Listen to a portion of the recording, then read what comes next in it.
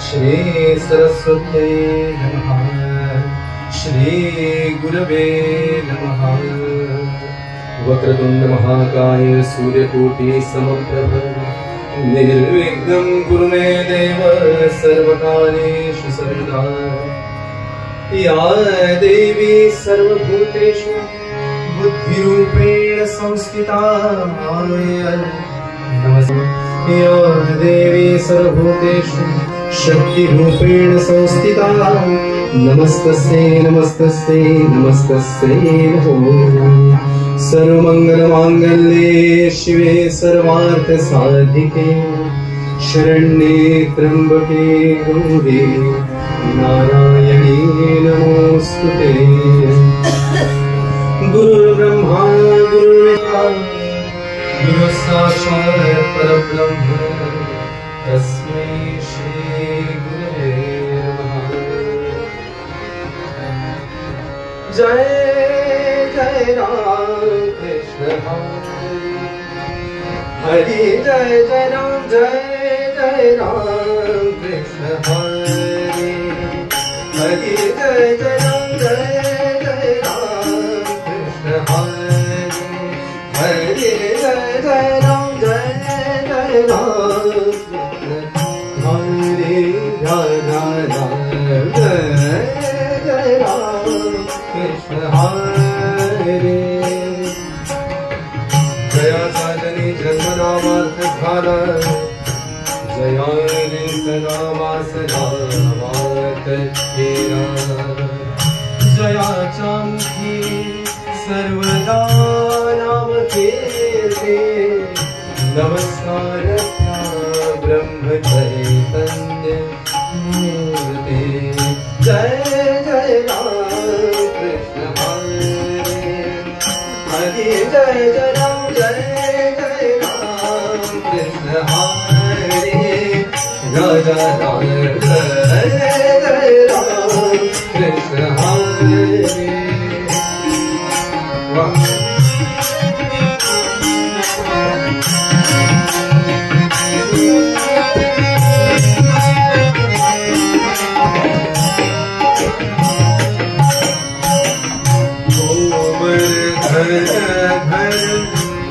गोपाल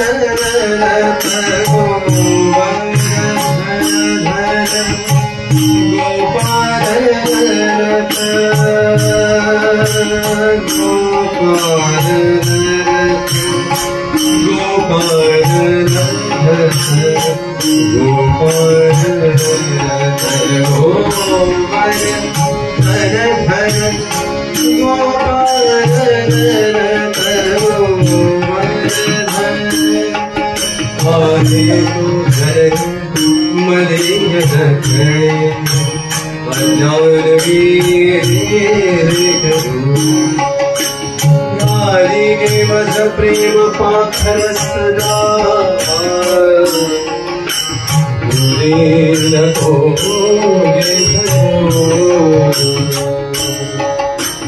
प्रेमे वाहत मुक्त कंठ करुणी नाही तुझे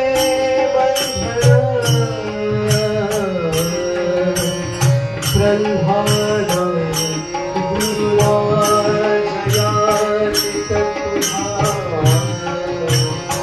माझे सोवंदन गोपाल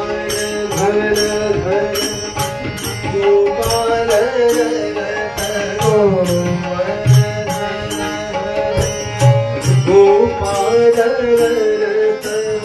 गोकुल संकट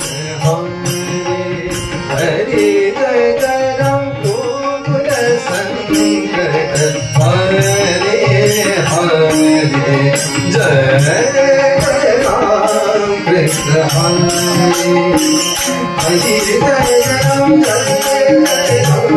कृष्ण हरे।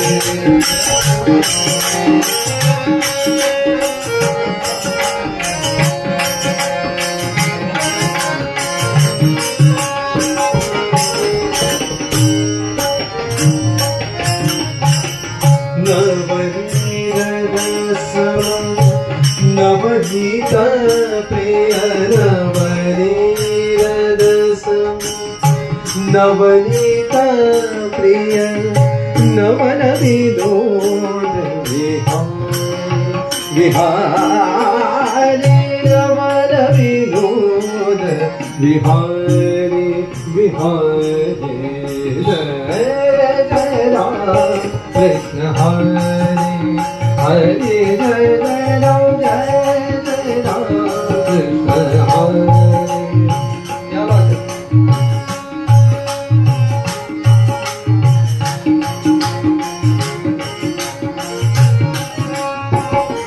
रागत दीना दीना दीना दीना शरणागत दीना शरणी शरणागत दीना शरणी करुणा ज्योति निहारे करुणा ज्योति निहारे निहारे जय जय राम कृष्ण हरे हरे जय जय राम जय जय राम कृष्ण हरे।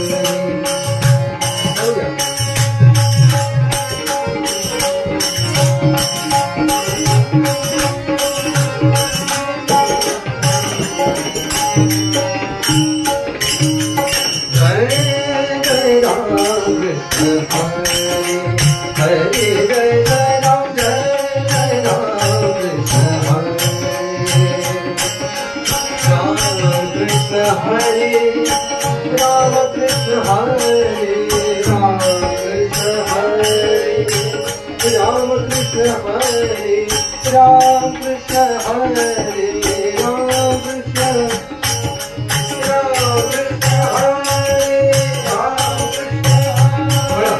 Rama Krishna Hare Hare Rama Krishna Hare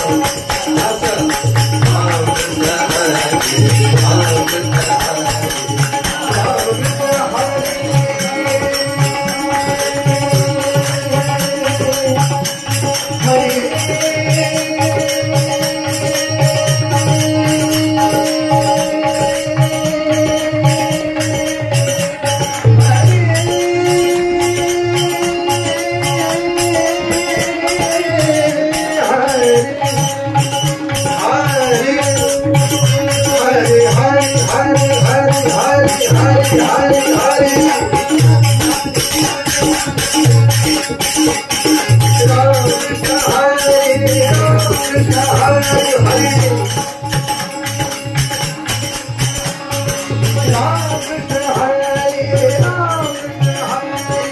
Krishna Hare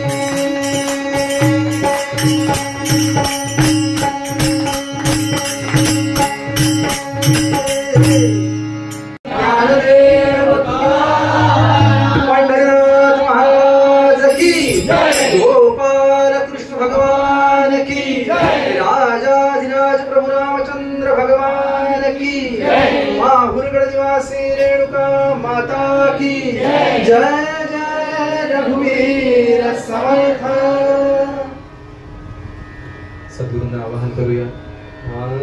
Ramdas माऊली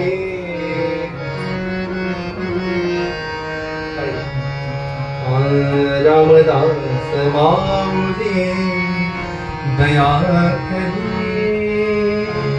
रामदास माऊली हो, रामदास माऊली दया करी, रामदास माऊली हो, वत्सालागे भेदू जैसे, वत्सालागे भेदू जैसे, वत्सालागे भेदू जैसे, करी करुणा सावली हो, करी करुणा सावली, दया करी रामदास माऊली हो, रामदास माऊली दया करी रामदास माऊली हो।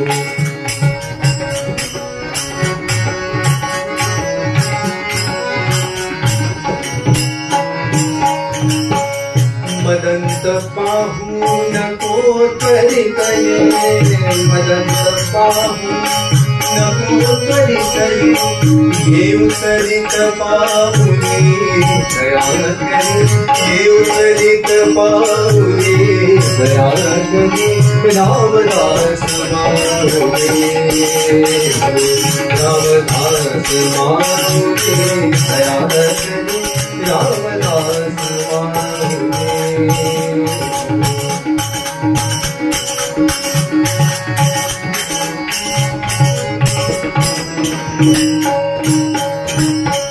जय रामात्मज, जय रामात्मज, जय रामात्मज, जय रामात्मज, कन्हैयामणि करी,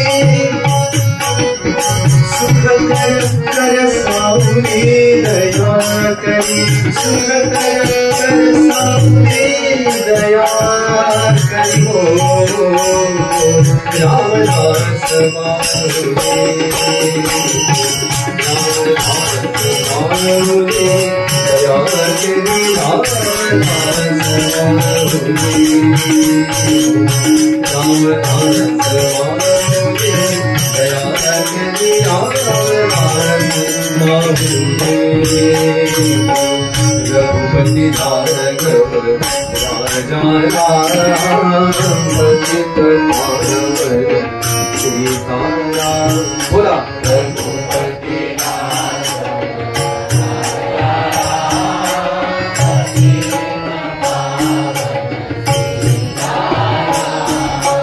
रघुपति राघव राजा राम, पतित पावन सीताराम,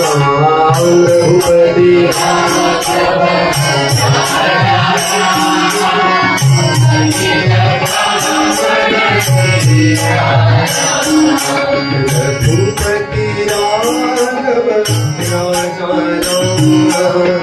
पतित पावन सीताराम, रघुपति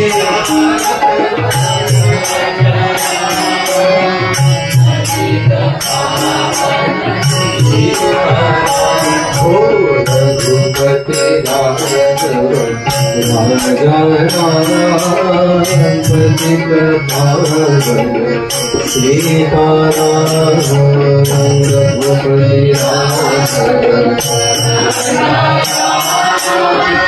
सीताराम, रघुपति राघव राजा राम, पतित पावन सीताराम,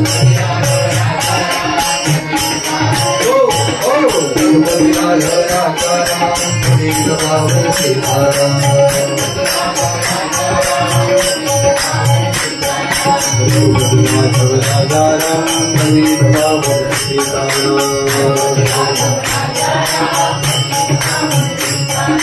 रघुपति राघव राजा राम, पतित पावन सीताराम, रघुपति राघव राजा राम, पतित पावन सीताराम, रघुपति राघव राजा राम,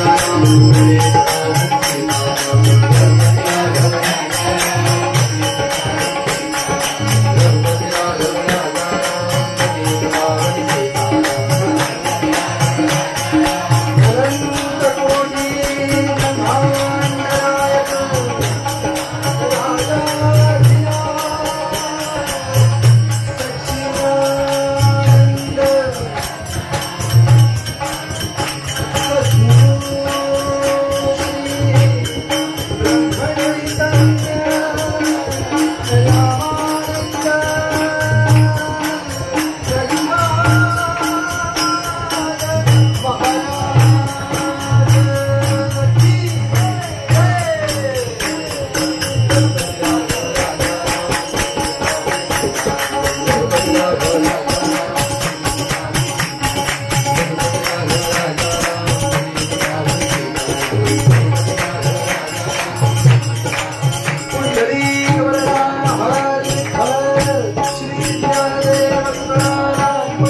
तुकाराम महाराज की, गोपाल कृष्ण भगवान की, राजाधिराज प्रभु रामचंद्र भगवान की, महारुद्र हनुमान की, श्री अनंत कोटि ब्रह्मांड नायक राजाधिराज सच्चिदानंद सद्गुरु श्री ब्रह्म चैतन्य रामानंद प्रहलाद महाराज की, माहुरीगढ़ निवासी रेणुका माता की, कोल्हापुर निवासी महालक्ष्मी माता की, तुळजापुर निवासी भवानी माता की, वड़ी निवासी सप्तशृंगी माता की, अमृत जोगाई निवासी योगेश्वरी माता की, अम्बा माता की जय जय रघुवीर समर्थ।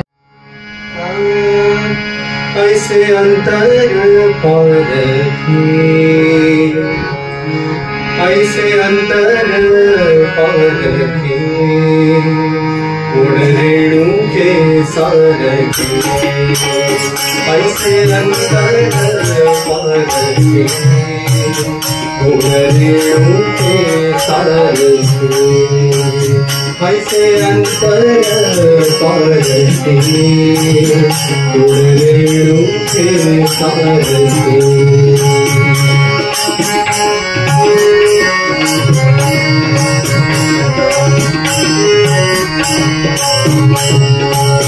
सर्व साक्षी डोळस, सर्व साक्षी डोळस, गदा करिडाळस, गदा करिडाळस, गदा करिडाळस, ऐसे अंतर परखी, उड़ रेणु के सारखी, ऐसे अंतर परखी, उड़ रेणु के सारखी।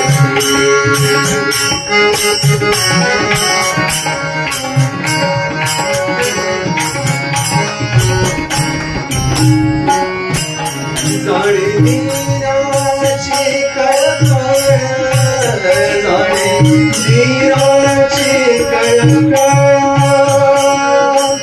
कळकळ,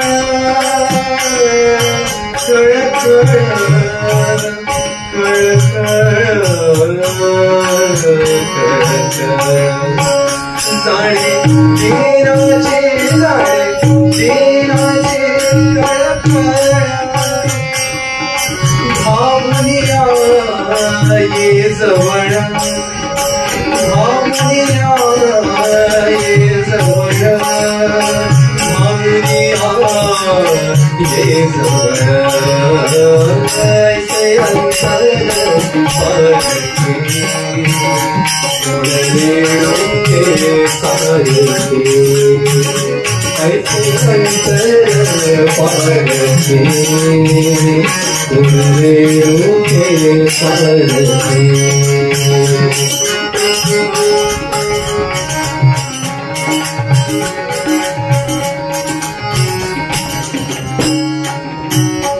कल्पलतिका मराठी, कल्पलतिका मराठी, विकल्पा से काम नाही, विकल्पा से काम नाही, विकल्पा से काम नाही, ऐसे अंतर परखी, उड़ रेणु के सारखी।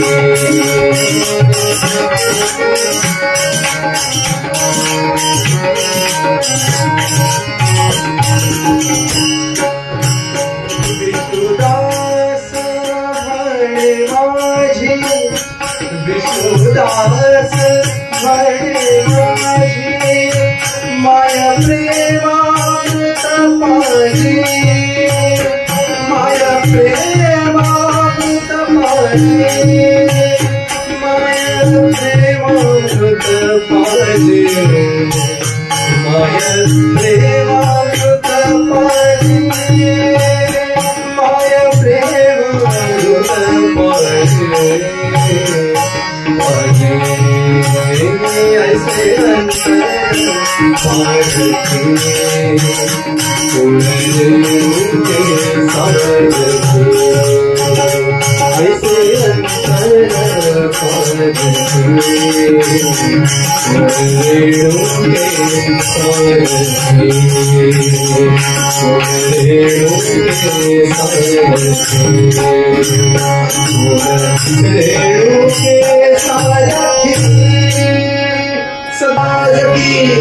सद्गुरु श्री ब्रह्म चैतन्यनाथ की, माहुरगढ़ निवासी रेणुका माता की, अम्बा माता की जय जय रघुवीर। परंपरेने चाललेल्या आणि प्रल्हाद महाराजांचं, ब्रह्मचैतन्य महाराजांचं खऱ्या अर्थाने अस्तित्व जागवणारा जो चातुर्मास आहे, त्या चातुर्मासात प्रत्यक्ष सद्गुरुनाथ जिथे विराजमान आहे, मी त्यांना साष्टांग वंदन करतो। आपण सर्व भाविक श्रोते जे मनापासून जप करतात आणि महाराजांच्या पायी नाम अर्पण करतात, खरोखर हे भाग्य आहे। बहु जन्मा शेवटी स्वामी तुझी भेटी, तुकाराम महाराज म्हणतात, बहुत पुण्य फळ आले तेव्हा दास विठ्ठलाचे झाले। तेव्हा आपल्या सर्व भक्तांच्या भाग्याला आणि आपल्यामध्ये हृदयस्थ परमात्म्याला वंदन करतो। थोडा तंबूराचा आवाज कमी करा। इथे जे जे कोणी धार्मिक सज्जन आहे, विशेष ज्यांच्या वर्तनाने धर्म जगतो आणि सज्जनता टिकते, अशा धार्मिक सज्जनांना विशेष अभिवादन करतो। कला उपासकांचा विशेष आदर करतो।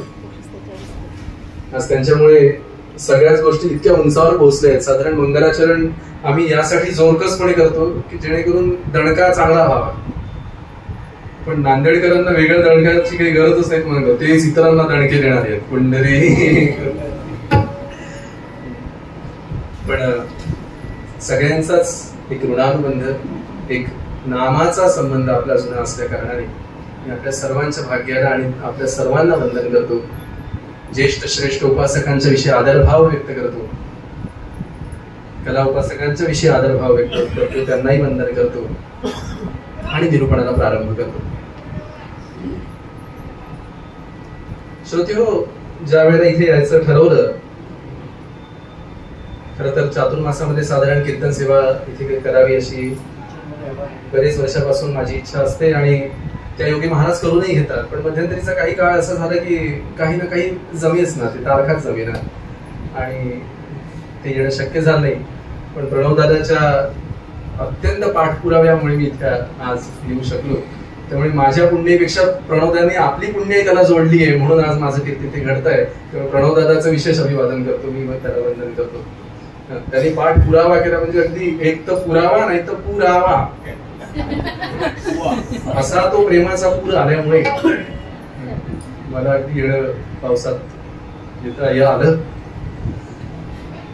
येता येता विचार करत होतो, साधारण आम्ही नेहमी म्हणतो की नांदेडच्या चैतन्योपासनामध्ये काय बघायला मिळतं बरं, तर निष्ठावान महाराजांची भक्त मंडळी बघायला मिळतात।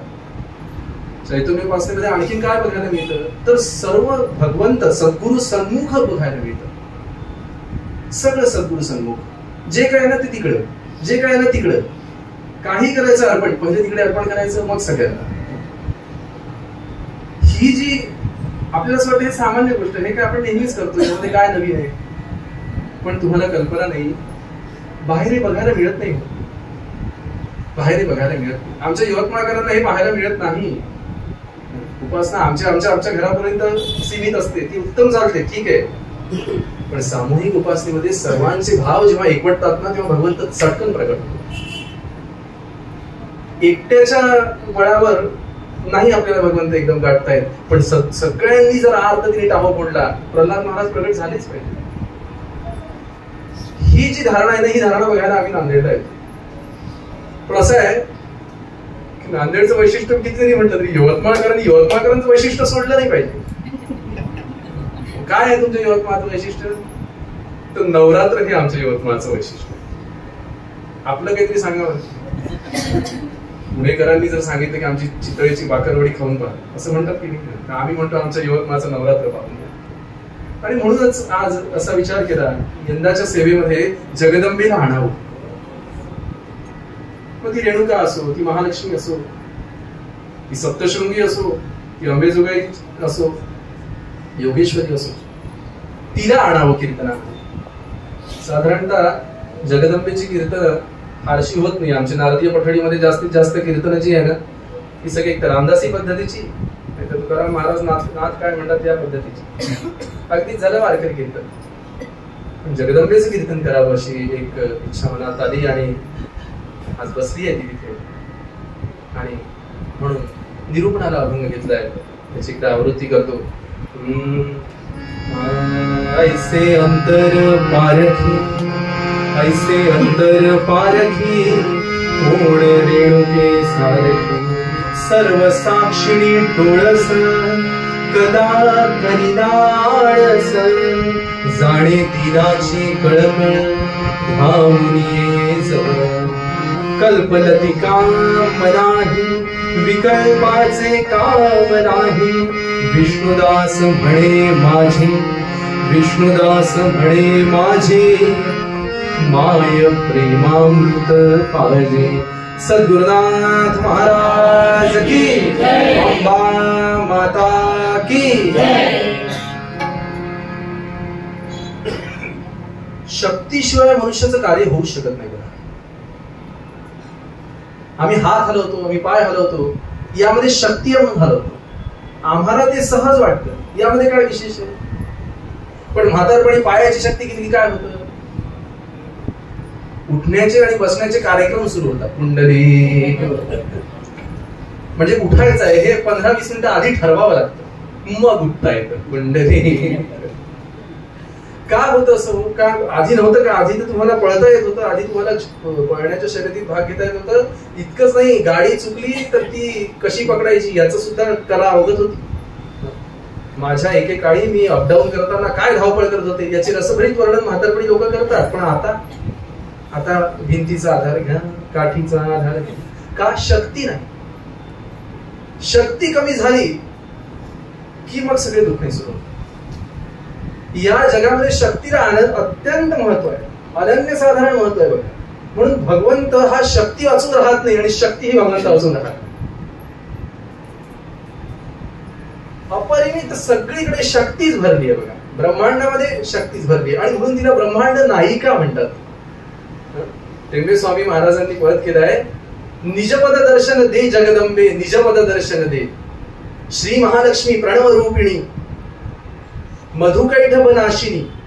आणि पुढे अनंत कोटी ब्रह्मांड नायके, पतित पावनी घे, निजपद दर्शन दे जगदंबे, निजपद दर्शन दे. तिला अनंत कोटी ब्रह्मांड नायिका म्हटलं. तिच्याशिवाय हे ब्रह्मांड फिरू शकत नाही. आणि ही जी ब्रह्मांडाची जी रचना आहे ना, तशीच आपल्या जीवनाची सुद्धा रचना आहे. ते गोल ज्या पद्धतीने समतोल ठेवले आहेत, कुठं त्या गोलांना वळवायचं आहे, कुठे त्यांचं चुंबकीय आकर्षण करायचं आहे, कुठे त्यांना व्यवस्थितरित्या फिरवायचं आहे, हे जसं त्यांनी केलंय ना, तसंच आपल्या जीवनाला कुठं कुठं वळण द्यायचं आहे, कुठे त्याला स्थिर ठेवायचं आहे, कुठे त्याला अस्वस्थ करून त्याच्या मनाची धारणा बघायची आहे. हे सगळं जगदंबा करत असते. जो खेळ ब्रह्मांडाचा तोच खेळ आपल्या जीवनाचा. आणि म्हणून एक लक्षात घ्या, शक्तीची उपासना करावीच लागेल. कोणताही साधक म्हणेल की नाही बाबा आम्ही रामदासी आहे, आम्ही विठ्ठलाचे भक्त आहे, आम्ही शंकराचे भक्त आहे, आम्ही कृष्णाचे भक्त आहे, आम्ही दत्ताचे भक्त आहे, आम्ही काही देवीचे भक्त नाही, चालणार नाही. कारण या सगळ्या भगवंतांनी आपल्या शक्तीला आपल्या सोबत ठेवलंय. त्यामुळे शक्तीशिवाय नाहीच काही. पण सध्याच्या कालोखात काय झालंय बघा. सध्याच्या कालोखामध्ये काळ जसं असा पुढे गेला, ही शक्तीची उपासना केवळ कुळाचारापुरती मर्यादित राहिली. फक्त कुळाचार. आम्ही देवीचं करत नाही का? करतो ना. काय करतो? ओटी भरतो, कुंडली. आम्ही देवीचं करत नाही का? काय करतो ना. काय करतो? काही नाही म्हणे, बस काय एखादं बोडण, एखादा गोंधळ करून टाकला. हे करून टाकणे जे आहे ना, तुम्हाला सांगतो, असं टाकलेली गोष्टी देवी कशी स्वीकारते.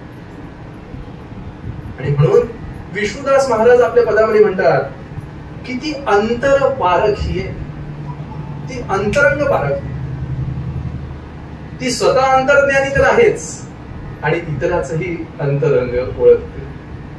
आणि अशी ती जगदंबा आहे.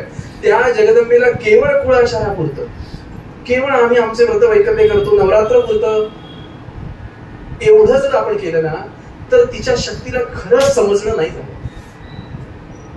नाही झालं. पण तेवढंच नाहीये, आम्हाला जगदंबेची भीती सुद्धा वाटते. जरा काही झालं तर ती कोपेल बाबा. महालक्ष्मी बसल्यानंतर पहा आपण एकेकाच्या घरी प्रकार. आमच्याकडे तुम्हाला सांगतो, एक आमच्या काकू आहेत, महालक्ष्मी बसल्या त्यांच्याकडे, ती म्हणे नाही आमच्याकडे म्हणे गोडाचीच आंबील बसते, गोडाचीच आंबील असते, तिला तीच आवड. मी म्हणतो बाकीच्यांच्याकडे तिखटाची आंबील असते, तिकडे महालक्ष्मी असते काय? नाही म्हणजे आम्ही एकदा तिखटाची आंबील करायचा प्रयत्न केला होता, पण देवीने एकदम प्रचिती दाखवली. काय दाखवली? काही नाही म्हणायचं, दिवा होता ना तो दिवा एकदम मोठा झाला, पेट घ्यायची वेळ आली. म्हणून आम्ही म्हणतो जाऊ दे बाबा, आपली आंबीलच पाहिजे. ही आमची प्रचितीची पद, हे आमच्या प्रचितीची एवढी, ही आमची पद्धत. कशी जगदंबा आपल्याला कळणार होती? ब्रह्मांड नायिका कशी कळणार आपल्याला? सद्गुरु प्रल्हाद महाराज यांचं एक पत्र आहे, मला ते फार आवडतं आणि मला ते पुष्कळ ठिकाणी उपयोगी पडलं, म्हणून मी तुम्हाला सांगतो. माझ्या मित्राकडे देवीचा तांदळा होता आणि त्या तांदळाला तुम्हाला सांगतो ना, नाके डोळे व्यवस्थित, काही नाही. ती देवी म्हणजे पाहिल्यानंतर भीती वाटावी अशी. डोळे खोप गेलेले, ते शेंदूर लावून लावून लावून लावून तिचं पार अगदी म्हणजे काय केलं होतं कळत, पण कुठे कुंकू लावावं, कुठे नथ घालावी, कुठे कानातले घालावे, काही कळेना. शेवटी त्याच्या मनात आलं की जीर्णोद्धार करावा त्याचा, तर पूर्ण घरातले तयार होईना. तेव्हा मी काय केलं, प्रल्हाद महाराजांचं पत्र बघून दाखवलं. ते दाखवल्यानंतर घरचे मानले. काय होतं त्या पत्रामध्ये? थोडी पूर्वपीठिका सांगतो. एका स्त्रीकडे अशाच पद्धतीचा देवीचा तांदळा होता. ती रोज तिला स्नान घालणे, त्या जगदंबेला तिला छान वस्त्र नेसवणे असं करायची. एकदा ती जगदंबेला स्नान घालायचं म्हणून तिने स्नान घातलं, वरती उचललं आणि तिला ते आता वस्त्र नेसवणार. तर वस्त्र नेसवताना त्या शेंदूर थोडासा घसरतो ना, हात घसरतो शेंदुरात, तर तो हात घसरला आणि तो तांदळा खाली पडला. खाली पडला, नुसता पडला नाही, तो तडकला. आता इतकी वर्षापासून तो वेष्टनं चालली असतील त्याच्यावर, तो तडकला आणि आतला बाण दिसायला लागला. हे पाहिल्यावरती भयंकर घाबरली की आता देवी कोपणार, आता देवी काहीतरी त्रिशूळ मारल्याशिवाय राहत.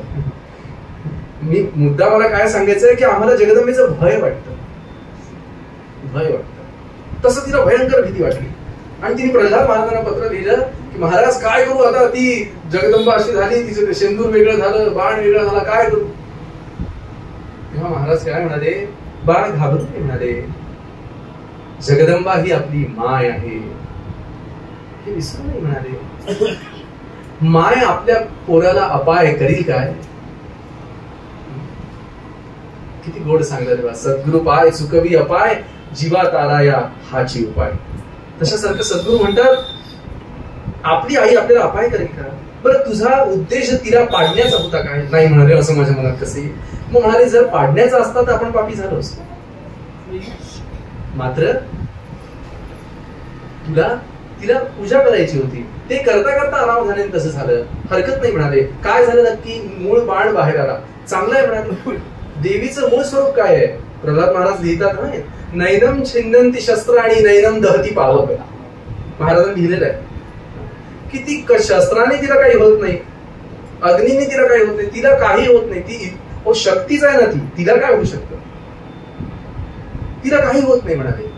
मग बरं झालं म्हणाले, शेंदूर बाजूला झालं, तो बाण आला ना, तो बाणच प्रासादिक आहे. आपण त्याला बुद्धीचं वेष्टन देत बसतो. काय भाषा आहे महाराजांची. आपण त्याला बुद्धीचं वेष्टन देत बसतो, आपल्या वेगळ्या विचारांचं आणि हे सगळं कर्मकांडाचं वेष्टन देत असतो. मूळ जो बाण आहे तोच खरा प्रासादिक आहे. देवीला आपल्या अंगावरचा भार कमी झाला म्हणून बरंच वाटलं असेल. काळजी करू नये बरं का. पूर्णावरणाचा नैवेद्य करावा, देवीची आरती करावी, 4 अजून अन्नदान करावं आणि देवीचा मस्तपैकी छानपैकी गजर करावा, छानपैकी नामस्मरण करावं म्हणाले. काही जगदंबा कोकणात किती तिला रिलॅक्स वाटलं असेल त्या स्त्रीला. ही आपल्या सद्गुरूंची शिकवण आहे. का तर ती जगदंबा ही आपलं कधीही अहित करणार नाही. हेच आपल्याला आपले सद्गुरू कायम सांगतात. कायम एक प्रसंग आपल्याला माहिती असेल, थोडा तपशील माझा इकडे तिकडे होऊ शकेल, दादा मला सांगेल.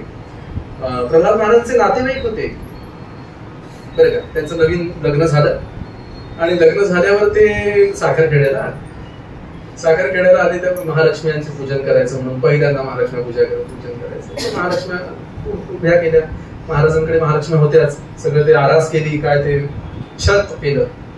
साड्यांचं छत करायचं पूर्वी. सगळं काही रेडीमेड नव्हतं तेव्हा. काड्या लावून करायचं. आता सगळंच रेडीमेड आहे. सगळंच रेडी आणि मेड असं झालंय. एक जण तर मला म्हणाले, महालक्ष्मीचं एवढं करावं लागतं तेवढं करावं लागतं, रेडीमेड नैवेद्य आणला तर नाही का चालणार? देवीला नुसतं काजू किसमिस दाखवली तर नाही का चालणार? ड्रायफ्रूट ते नाही का चालणार? एवढं तेही कशाला करणार? तिला गरजच नाही तुमच्या वस्त्राची, तुमच्या एकदा येईल पुढे. तर ते त्यांनी सगळं ते उभारलं. पूजा सुरू झाली. पूजा सुरू झाल्यानंतर मला सांगतो, आता नवरा बायको प्रथमच तिथे बसले आणि बसल्यानंतर ते सुरू झालं आचमन घेणं आणि हे करणं सगळं पूजा. ते करताना कसा तरी काही धक्का लागला आणि त्या छताला तो धक्का थोडा लागला. धक्का लागला तर छताच्या बाजूला समई ठेवली होती. ती समई थोडीशी त्या छताला लागली तर थोडस जरा पेटल्यासारखं झालं. आता पेटल्यासारखं झालं म्हटल्यावर हे हडबडीने उठले की ते विझवायला म्हणून गेले तर देवीला त्याला धक्का लागला. देवी थोडी अशी झाली आणि मग तुम्हाला सांगतो, जे घाबरले ते दोघे जण, घाम फुटला त्या दोघांना. महाराज मध्ये असो काही हरकत नाही म्हणाले. पुन्हा ते व्यवस्थित सगळं केलं, देवीला व्यवस्थित केलं ना म्हणाले. पुन्हा आचमन करा, केशवांना माझ्यानं सुरू करा. त्याचा हात थरथरत होता. तर महाराज म्हणाले, बाळ छान पूजा करावी म्हणाले. काही झालं नाही म्हणाले. काही मनात विचार आणू नये, पूजा करावी म्हणाले. मनापासून पूजा करावी. पूजा करत होता आपल्याकडे जगदंबा तारबाई, तुला धक्का लागला तर मला नको धक्का देऊ, असं त्यांनी साधारण म्हटलं असावं. ते सगळं पूजा झाली. मग महाराज म्हणाले, बाळ हा अपघात आहे, तो कोणाही सोबत होऊ शकतो. आपल्या मनात काय आहे, देवीला असं व्हावं, तिला तसं व्हावं. आणि ती म्हणाले, कृपाळू आहे, ती प्रेमळ आहे, ती या कारणाने रागवणार नाही. बरं, तुमच्या संसारावर तिची अखंड कृपा राहील, अखंड सावली राहील, काळजी करू नको. आता हे सद्गुरून दिला शब्द आहे. पुढे त्यांचा संसार उत्तम झाला, यात शंका नाहीये. मुद्दा चालला असा आहे की जगदंबेचं आम्हाला भय वाटतं ना, भय हे प्रेमाचं लक्षणच नाही. हे सर्वात महत्वाची गोष्ट आहे की ज्याला भीती वाटते एखाद्याची, त्याला प्रेम नाहीये देवीबद्दल. ज्याला जगदंबेचं प्रेम आहे तो जगदंबेची भीती नाही बाळगला.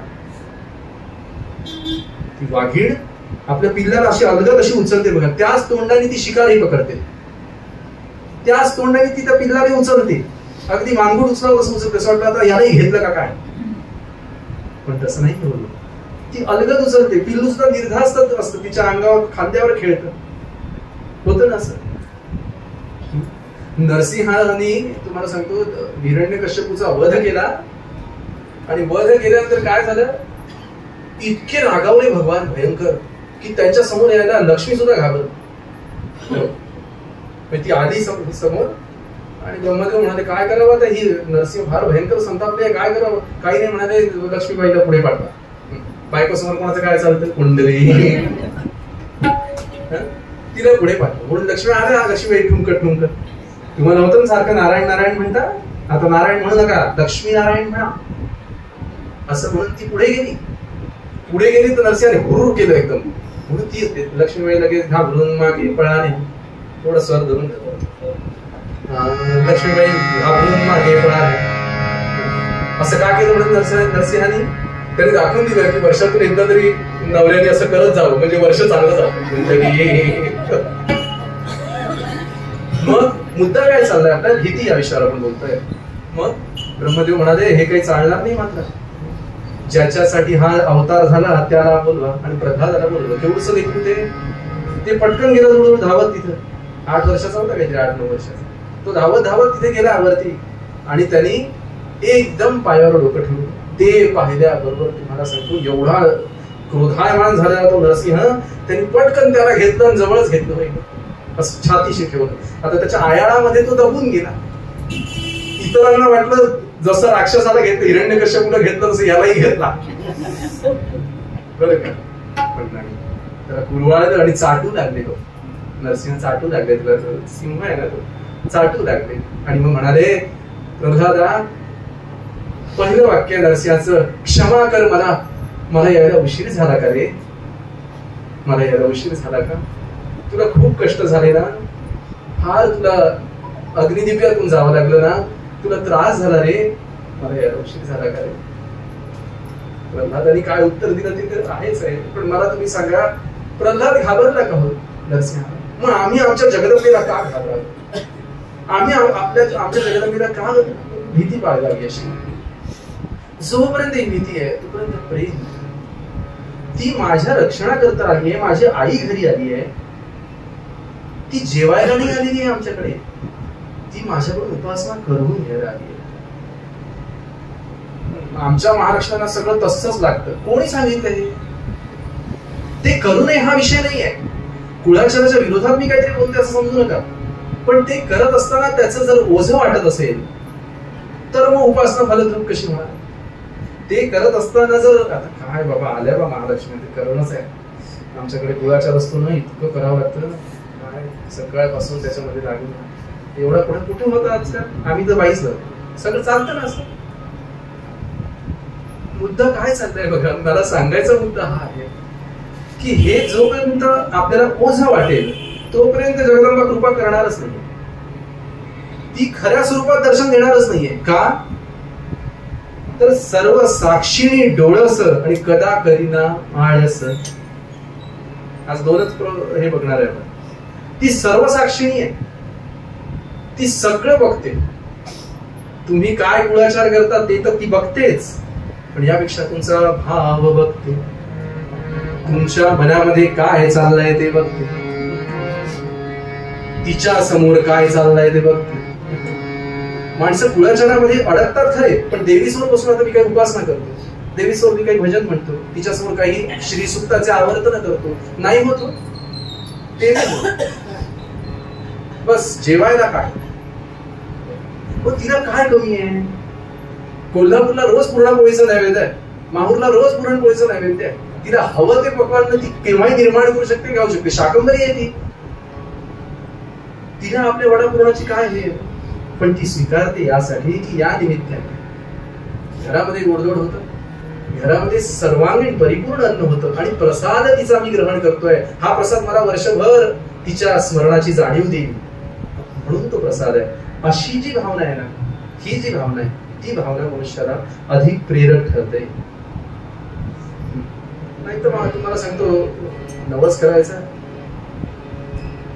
अजून काही तिला साडी चोळी व्हायची आणि ते केल्यानंतर केलं बरं तुझं, आता दे, असा व्यवहार देवीला जर देत असेल तर तिचं सर्व साक्षीणी तू ओळखलं का आपण. म्हणून नाथ म्हणतात की आमच्याही नवसाला ती पावते, पण कशी पावते, कशी काय कुणास ठाऊक बा, पण झोपडीत सुद्धा येते आमच्या. कशी काय येते कुणास ठाऊक. सोनकेशरी शालू नेसते, सर्व करते, पण म्हणाले आम्हाला काय करते, चिंध्या जाळा झालो उघडा, हाती घेऊन बोध काकडा. पूर्ण सर्वस्वाने आम्हाला सोहळा करते. म्हणजे काय करते, विरक्त करते सगळ्या गोष्टीतून. ही ती जगदंबेची कृपा आहे.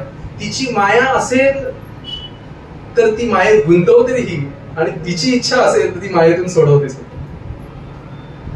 भगवंताची माया आवरता येणं शक्य नाही बघा, म्हणून त्याला अशी प्रार्थना करावी की तूच तुझी माया आवर, मग आम्हाला तुझं खरं दर्शन मिळेल. म्हणून नाथ म्हणतात,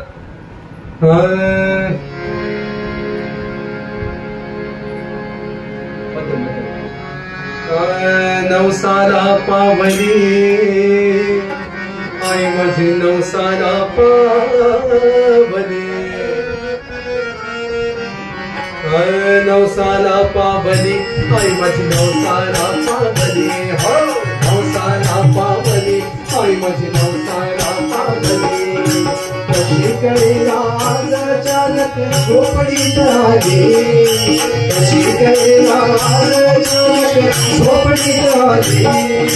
नवसाला पावली, आई माझी नवसाला पावली, आई नवसाला पावली, आई माझी नवसाला पावली.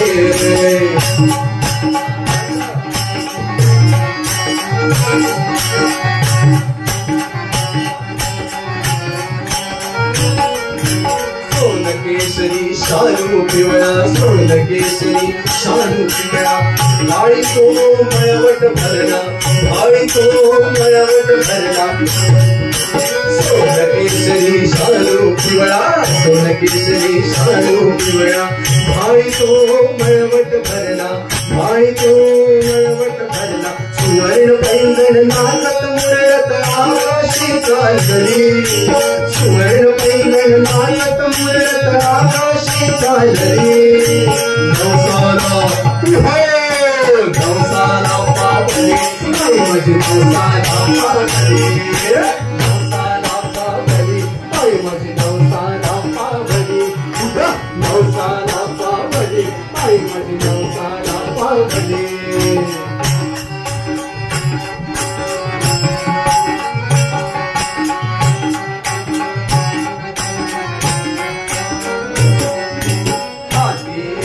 वाजे संबळ, हाती एकला वाजे संबळ, उदो उदो करती गोंधळ, उदो उदो करती गोंधळ.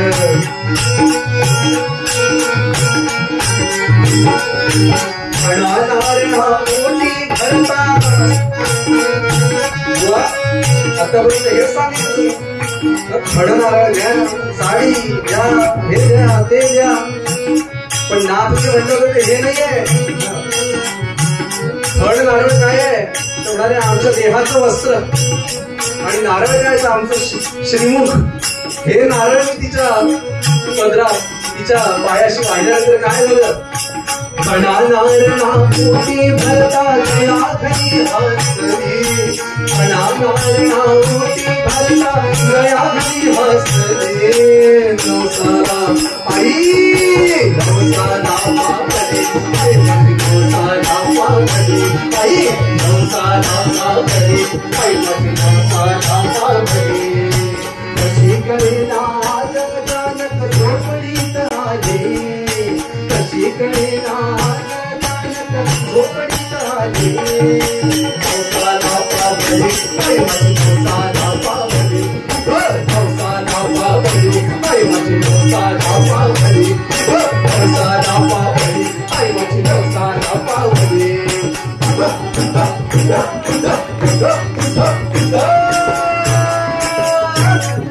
नवसाला पावली, आई माझी नवसाला पावली, नवसाला पावली, आई माझी नवसाला पावली, नवसाला पावली, आई माझी नवसाला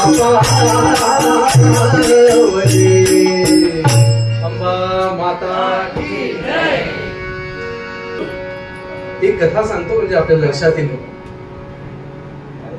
परशुरामाने जमदग्नी आणि रेणुकेची कावड घेऊन ते माहुर क्षेत्री आले, आणि मूळ त्या कोऱ्या भूमीमध्ये त्यांनी ते कावड टेकवली, खाली ठेवली, आणि रेणुका माता म्हणाली परशुरामा, अरे आता हे सगळं अवरोधी करायचंय ना, त्यांचं जमदग्नींचं सगळं करायचंय, त्यासाठी एक चांगला पुरोहित,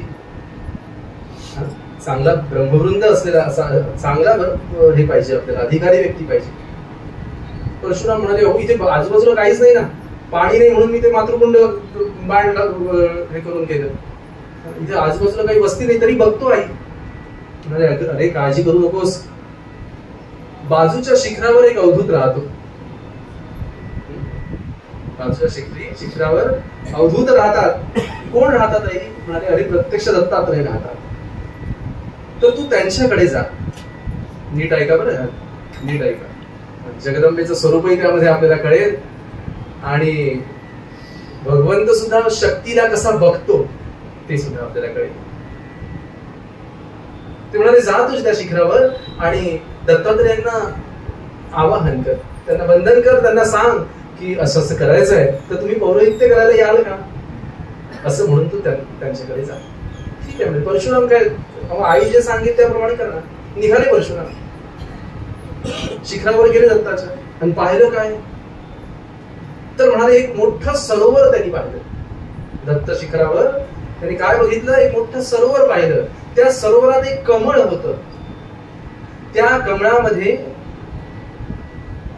बरं का एक 22-23 वर्षाचा तरुण मुलगा वाटावा अशा पद्धतीचा त्याचं तरुण व्यक्ती पूर्ण विवस्त्र पद्धतीने बसलेला होता आणि त्याच्या मांडीवर एक स्त्री होती आणि एका हातात त्याच्या सुरा पात्र होत. हे जेव्हा परशुरामांनी पाहिलं बरं का, हे पाहिलं आणि परशुराम एकदम 2 पावलं मागे आले. ते म्हणाले आईचा जरा गैरसमज झालेला दिसतोय.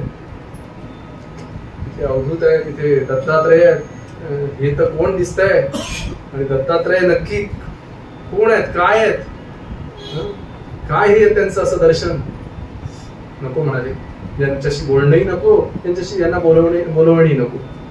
असं म्हणून परशुराम परत आले. रेणुका म्हणाले आले दत्तात्रय, त्यांनी स्वीकारलं. कसलं म्हणाले मी बोलू शकलो नाही त्यांच्याशी, मी बोलू शकलो नाही. का नाही बोलू शकलो? नाही म्हणाले अहो काय दर्शन आहे त्यांचं हे, अशा पद्धतीने एका स्त्रीला काय मांडीवर घेऊन बसलेले होते, काय काय तर सांगावं.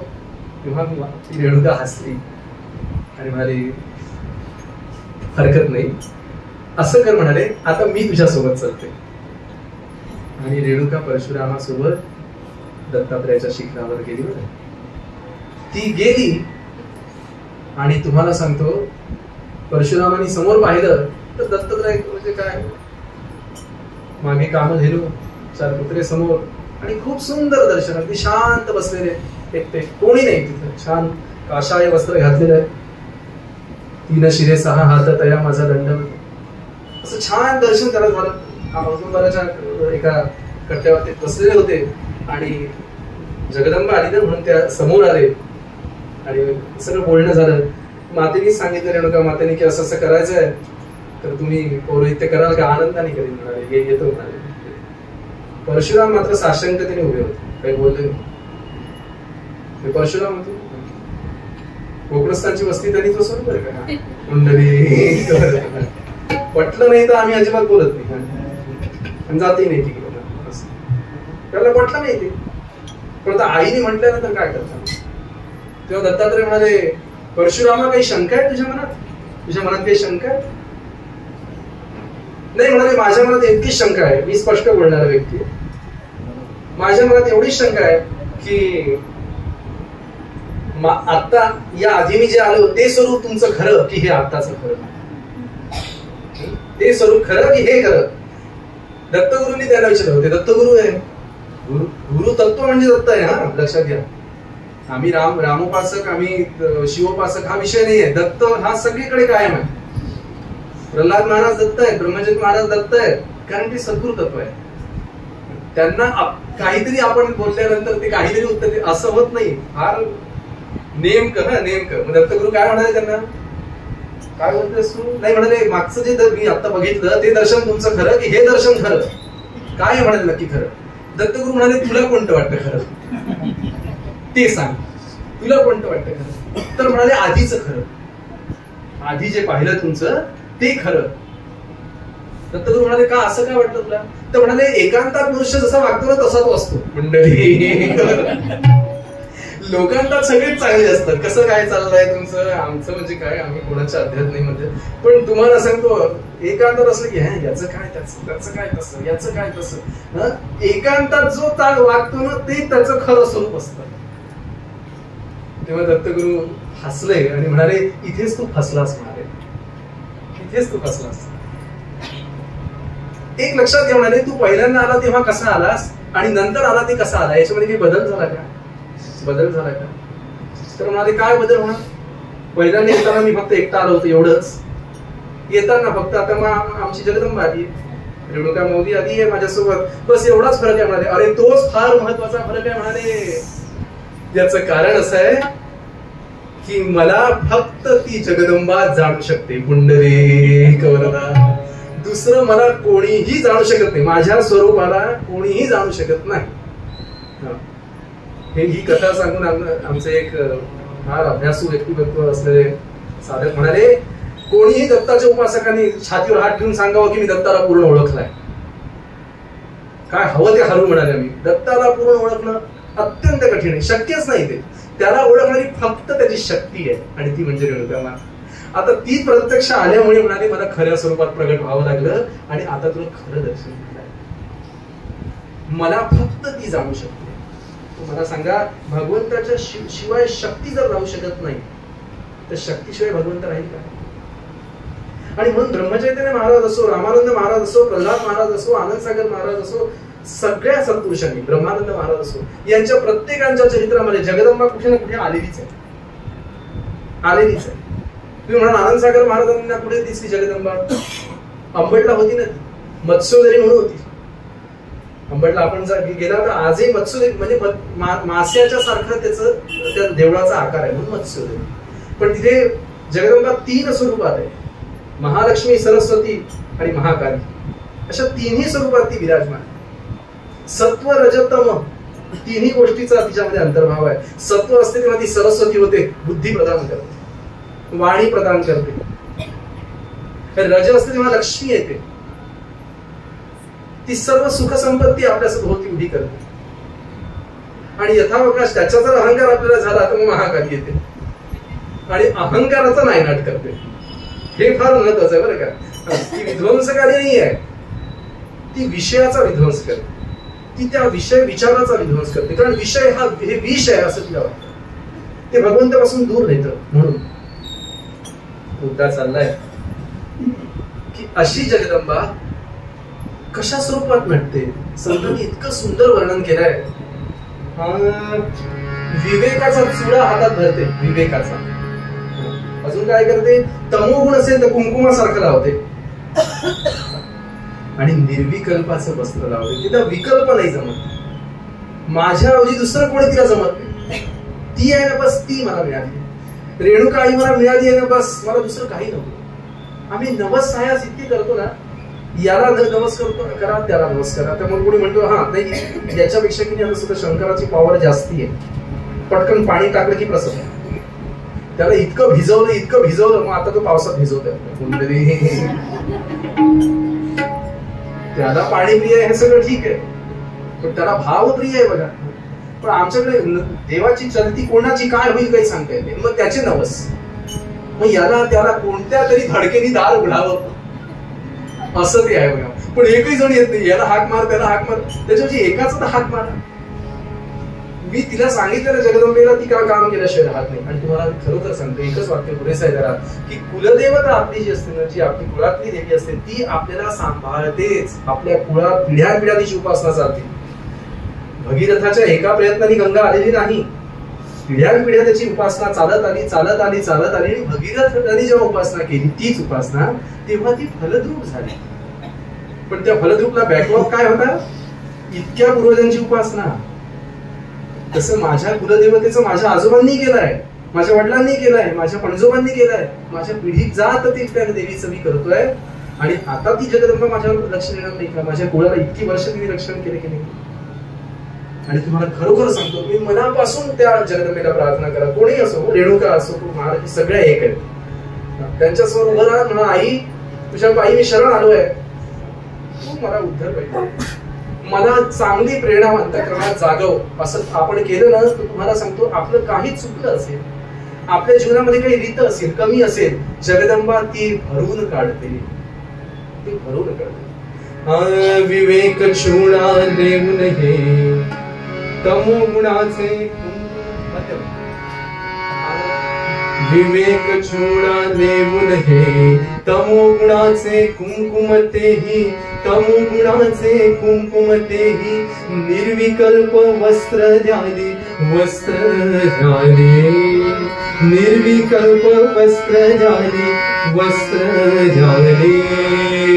माझ्या गाई अंगडी अंबा आली, माझ्या गाई अंगडी अंबा आली, अंगडी अंबा आली हो, अंगडी अंबा आली.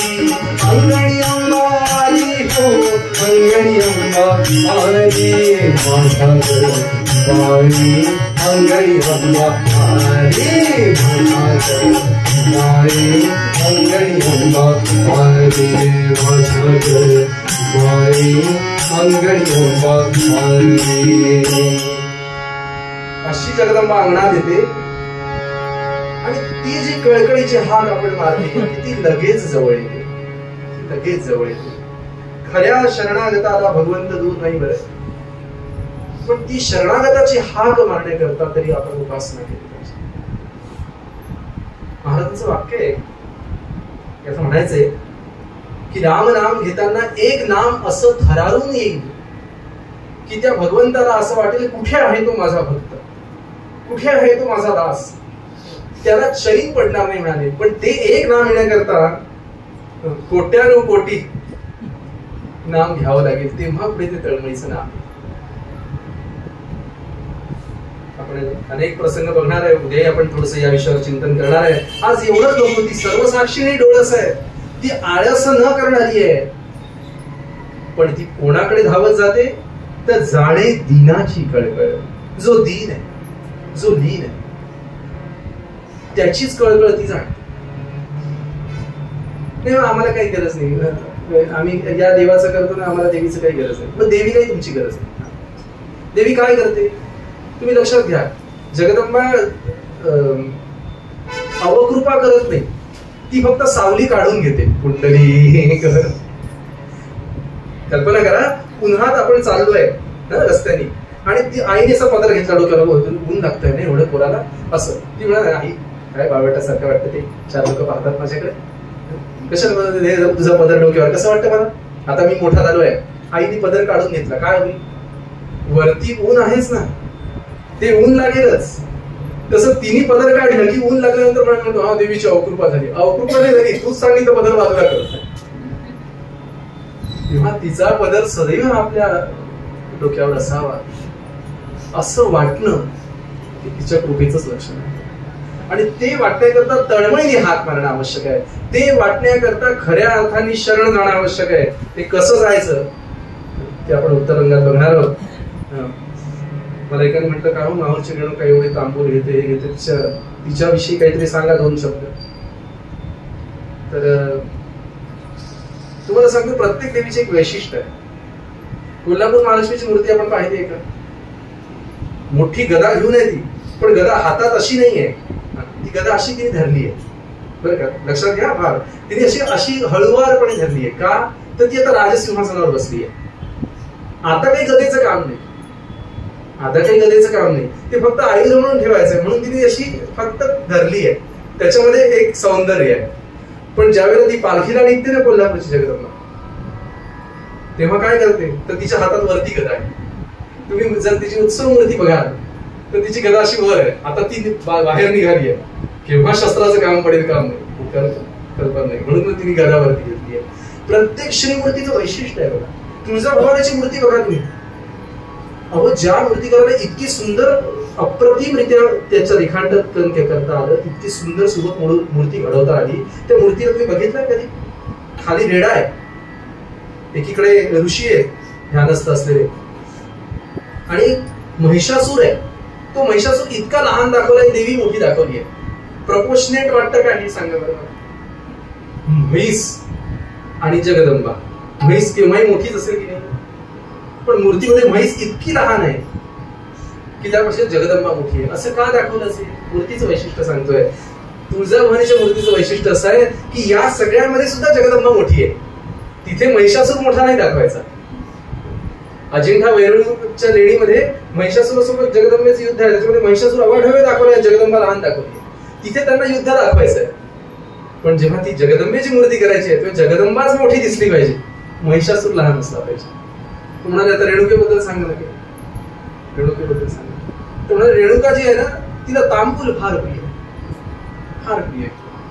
मला एक एकाने सांगितलं, म्हणे कोल्हापूरची आमची अंबाबाई जी आहे ती तांबूल घेते, नाही असं नाही, पण तिचं म्हणजे सगळं असं राजोपचार का, घरंदाज राजघराण्यातली ती जगदंबा.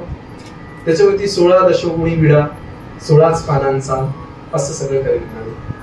मी म्हटलं का हो असं का? कोल्हापूरच्या ते नेहमीचे अभ्यासक आहेत, त्यांना म्हटलं का असं की ती महालक्ष्मी एवढाच विडा घेते, का घेते? तर म्हणाले विडा खूप खाल्ला की तोंड रंगतं ना, कुलीन स्त्री तोंड रंगवत नाही म्हणाली. कुंडली हा असं आहे बरं का, कुलीन स्त्री तोंड रंगू देत नाही म्हणून ती थोडं तेवढाच विडा खाते. म्हणून म्हटलं जगत ही आपली रेणुका माई, तर म्हणाले अहो ती रक्तवर्ण आहे, तिने असा शेंदूर लिहिलेला आहे की किती तिच्यामध्ये तांबूल द्या तर तांबूल दिसणार सुद्धा नाही तुम्हाला. तिचा चेहरा जसा विश्वव्यापकासारखा समोर येतो की तो तांबूल तिच्या लक्षात येतो. आणि मग असा प्रश्न पडतो, बाकीच्या सगळ्या जगदंबेचे तोंड उघडं नाही पण रेणुकेचं तोंड उघड आहे बा, का आहे? का आहे बरं? रेणुकेचं तोंड काय एवढं उघड? ते उत्तर रंगात सांगतो. आणि म्हणून पूर्व रंगाचं स्मरण. ऐसे अंतर पारखी, ऐसे अंतर पारखी,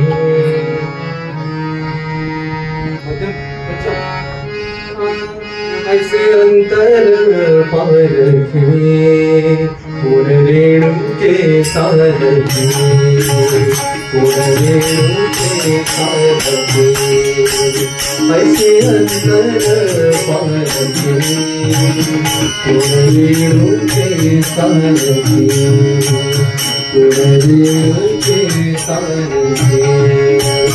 विष्णुदास म्हणे माझी, विष्णुदास म्हणे माझी, माया प्रेमामृत पाजी, माया प्रेमामृत पाजी, माया प्रेमामृत पाजी, ऐसे अंतर पारखी,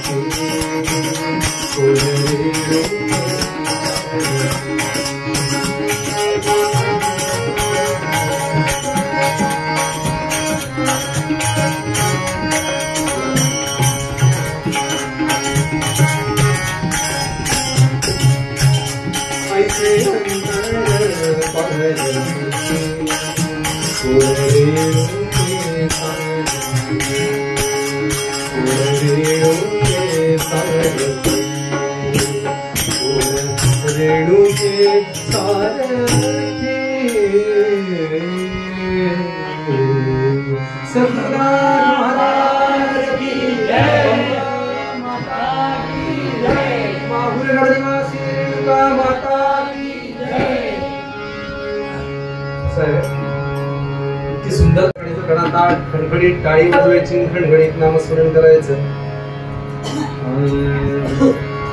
नेहमी श्रीराम जय राम जय राम मी घेतो, आता जरा वेगळं घेऊ असं वाटतंय मला, काय करावं?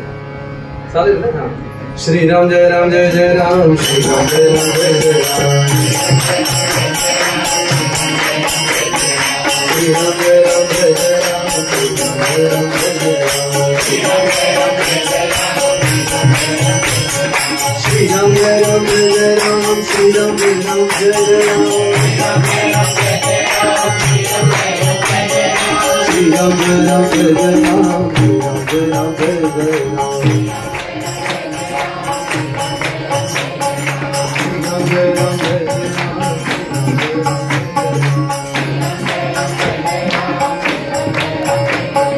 महागुरुगणवासी स्मरातु महागुरुगणवासी स्मरातु महागुरुगणवासी स्मरातु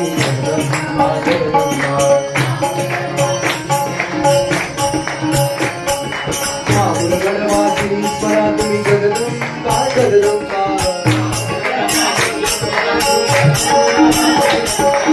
महागुरुवासी स्मरातु जगदम्बा जगदम्बा,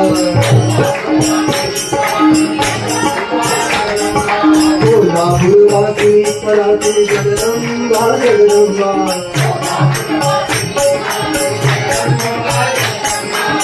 महागुरुवासी स्मरातु जगदम्बा जगदम्बा,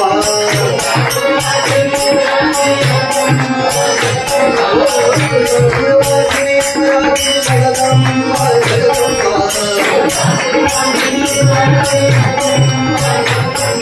सत्यशृंगवासी स्मरातु जगदम्बा जगदम्बा, सत्यशृंगवासी स्मरातु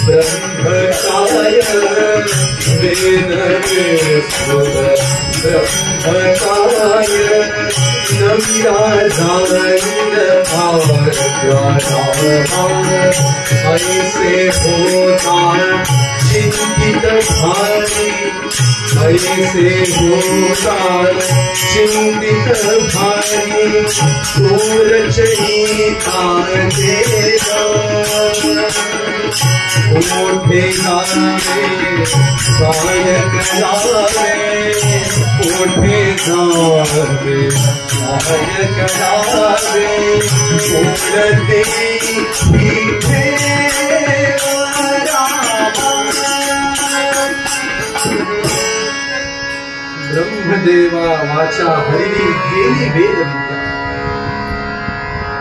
प्रसंग केव्हाचा आहे? ब्रह्मदेवाला म्हणे 4 वेदांचं अचानकपणे विस्मरण झालं. अचानकपणे विस्मरण झालं. वेदांची विस्मृती म्हणजे ब्रह्मदेवाला कोण नवीन, कोण त्याला बंधन करू? वेद या सगळ्या गोष्टींच्या रचनेचं मूळ आहे बघा. वेदांची निर्भसना जो व्यक्ती करतो, तुम्हाला सांगतो, त्याने कितीही बुद्धिवाद मांडला, कितीही ज्ञानवान तो स्वतःला समजत असेल तरी तो निर्बुद्धच आहे. म्हणून वेदोपासक जे आहेत त्या लोकांना आजही आपण जे बंधन करतो ना, त्याचं कारण त्यांनी वेद टिकवले. ब्रह्मवृंदांना जे आपण बंधन करतो त्याला संत काय, देव काय, सगळेजण ब्रह्मवृंदांच्या पाया पडतात. का? कारण त्यांनी वेद जगवले. असे वेदांची जेव्हा ब्रह्मदेवाला विस्मृती झाली तेव्हा तर काय करावं त्याला कळेल. पण विस्मृती का झाली? असं आहे बघा, एखाद्या गोष्टीचा अंमल जोपर्यंत आपल्यावर होत नाही ना तोपर्यंत विस्मृती होत नाही. होत ना असं? काय कुकर लावला होता, गॅसच सगळं विसरलं. का? कीर्तनाचा अंमल झाला. किंवा याच्या उलट असतं, कीर्तनाचा कसला अंमल होतोय, किती वेळ बुवा हा अजून उभा राहणार आहे, किती वाजते काही याला घड्याळ मागे याच्या तर पाठीमागे वळूनही बघत नाही बुवा, कुठतरी पण काळजी करू नको, वेळेतच सगळं चालणार आहे. मुद्दा चाललाय. काहीतरी गोष्टीचा अंमल झाल्याशिवाय, एखाद्या गोष्टीचा प्रभाव झाल्याशिवाय दुसऱ्या गोष्टीचा विसर पडत नाही. एखाद्या चुकीच्या गोष्टीचा विसर पडणं चांगलं आहे ना. आम्ही एखाद्यावर उपकार केला, त्याचा विसर पडला, चांगलं आहे. नेकी कर और दरिया में डाल म्हणतात ते चालेल. पण माझ्या विद्येचा, माझ्या ज्ञानाचा आणि याहीपेक्षा माझ्या भावनेला जर कमीपणा येत असेल तर समजावं काहीतरी अंतरंगात खोट आहे. त्याशिवाय काही ह्या गोष्टी होत नाही. भावना जेव्हा गढूळते तेव्हा एक लक्षात घ्यावं, एक तर विषयाचा अंमल जास्ती आहे, एक तर बाहेरच्या गोष्टीचा प्रभाव जास्ती आहे, किंवा माझ्याच अंतःकरणात अहंकार जागा झालाय. महाराज असं म्हणत, सात्विक गोष्टीचा अहंकार इतका भयंकर आहे म्हणाले की तो जाता जात नाही. एरवी शहाला काटशा देणारा मिळेल, एरवी प्रपंचामध्ये माझ्यापेक्षा चांगलं गाणारा चांगला मिळेल, माझ्यापेक्षा चांगला अधिक कला दाखवणारा चांगला मिळेल, मी चांगलं लिहितो, इतरांना अजून चांगला लेखक दिसतो तुम्हाला मिळेल. म्हणजे शेरात सव्वा शेर प्रपंचात मिळेल, कलेमध्ये मिळेल. पण सत्वशीलतेचा अहंकार, हो आमच्याकडे इतके वर्ष उपासना करतो आम्ही, एवढं अन्नदान करतो, एवढं आमचं व्रत असतं, आम्ही सगळ्यात करतो सगळं, तुमच्यासारखं नाही. असं जेव्हा सातत्याने होतं तेव्हा आपलं विशेषपण जाग होतं आणि ते विशेषपण अहंकाराचं स्वरूप केव्हा घेतं कळत नाही. एवढ्या वर्षाची परंपरा, एवढं हे असं करत करत पुरुषाचा अहंकार जागा होतो. अहंकार जागा झाला की भाव गढवतो, भाव गढवला की भगवंत मागे फिरतो. त्याला फक्त त्याच्याविषयीची अनन्यता पाहिजे बघा. अनन्यता मज घडो स्वानंद रूपी, मागणे करी कृपा सदैव स्वरूप. ती अनन्यता नसेल तर भगवंत मागे वळतो. द्रौपदीने सगळ्यांकडे टाहो फोडला की तुम्ही माझे वरिष्ठ आहात, मोठे आहात, आमच्या घरातले वडील झाले आहात आणि तुमच्या सुनेची अशी विटंबना होते, तुम्हाला चालता येते. सगळ्यांकडे गेली ती. कृष्णाचा मनात धावा नव्हता का? होता. पण तिला असं वाटलं हे सगळे मदत करतील मला, एकही जण जेव्हा आलं नाही. आणि जेव्हा निकराची वेळ आली, अगदी अंतिम वेळ आली, तेव्हा तिने कृष्णाच्या नावाने टाहो फोडला की आता जे होईल ते तुझ्याकडे. आणि मग कृष्ण धावून आले. मग आले.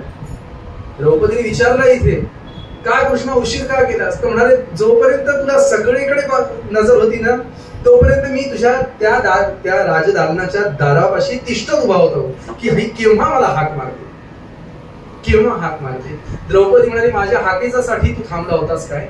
तसा नसता आला का? म्हणाले अनन्यता जोपर्यंत येत नाही तोपर्यंत द्रौपदी प्रगत होत. भक्ता करता मी वाटेल ते सोसायला तयार होतो, सगळं काही करायला होतो, पण अनन्यता पाहिजे. मुद्दा चाललाय. असा अहंकार ब्रह्मदेवाला जागा. मी सृष्टी रचयिता, सगळी सृष्टी मी रचना केली, काय नाही केलं, काय नाही केलं. आणि ब्रह्मदेवाची एक गोष्ट सांगतो की ब्रह्मदेवाने म्हणे घोडा तयार केला, तो घोडा तगडक तगडक तगडक निघून गेला. मग म्हणाले गाढव केला, ते गाढव आपलं शेपूट असं हलवत हलवत निघून गेलं. मग उंट केला, तो उंट लगेच मान वरती गेली त्यांनी आणि तगडक तगडक करत चालला. सगळे प्राणी जन्माला आले चालते झाले, जन्माला आले चालत झाले. माणूस शेवटी केला त्यांनी, सगळं सर्वात शेवटचं प्रोडक्शन माणूस केला म्हणे त्यांनी. आणि माणूस केल्यानंतर आता तोही जाणार हे माहितीच होतं ब्रह्मदेवाला, सगळे जण गेले तर हाय जाईल. पण माणूस 4 पावलं गेला असेल, थांबला, त्यांनी मागे वळून पाहिलं आणि ब्रह्मदेवाकडे बघून तो हसला आणि म्हणाला, हू आर यू? ब्रह्मदेवाला इतका आनंद झाला, तुम्हाला सांगतो, मला कोणीतरी विचारलं, एवढे प्राणी आणि विचारलं नाही. म्हणाले बस सर्वोत्कृष्ट प्राणी प्रॉडक्ट मी तयार केलेलं आहे, आता प्रोडक्शन बंद. मंडळी, मनुष्य देह म्हणून दुर्मिळ आहे बघा, कारण तोच फक्त असा आहे की तो भगवंताला विचारतो, हू आर यू? मी कोण आहे, तू कोण आहेस? याची विवेकाची जाणीव फक्त मनुष्य देहात आहे. मुद्दा चाललाय, हे सगळं मी केलंय असं ब्रह्मदेवाला वाटलं आणि त्याला अहंकार झाला. झाल्याबरोबर 4 वेद म्लान झाली, आठवेच ना त्याला. काय करावं, काय करावं, मोठा कष्टात होता, काय करू? आणि तो म्हणाला, याचं उत्तर फक्त एकच देऊ शकतो, जो पालन करताय, जो नेहमी सर्वांचं पालन करतो, तो याच्यामध्ये काहीतरी उत्तर देऊ शकतो. म्हणून ब्रह्मदेव विष्णूकडे गेले. शांताकार भुजगशयन कर्मणा भूम सुरेश. असा त्या छान शेषशाही भगवानाला वंदन केलं आणि म्हणाले, विष्णू भगवान नारायणा, अरे मला वेद विस्मृती झाली रे, काय करू सांग, काय करू सांग? विष्णू म्हणाले, अरे वा वा, या या या या, बरेच दिवसात काही बाकी अगत्य करू नको. म्हणाले, काय उपाय पटकन सांग, कीर्तन लवकर संपायचंय, लवकर काय काय ते उपाय बोल. तू इथे जास्त वेळ घेशील, कीर्तन कसं संपेल? कुंडली, पटकन काहीतरी उपाय सांग मला, की मला वेद कसे परत होते, मला वेद परत कशी प्राप्ती होईल, वेदांची त्याची विस्मृती झाली आहे, त्याची स्मृती पुन्हा कशी जागृत होईल, ते वेद माझ्याकडे पुन्हा आत्मसात कसे होतील, हे मला सांग, हे मला सांग. म्हटल्यानंतर विष्णू म्हणाले, काही नाही, एकच काम कर. ऐसे जावे त्वरित माहुरासे, ऐसे जावे त्वरित माहुरासे, ऐसे जावे त्वरित माहुरासे. तेथे असती ज्ञान दे परासी, तेथे असती ज्ञान दे परासी. असे थोर जमदग्नि प्रिया ते, असे थोर जमदग्नि प्रिया ते. तो उजळेल जी उजळेल बुद्धी, ती उजळेल वेद बुद्धी तू, जी उजळेल वेद बुद्धी तू.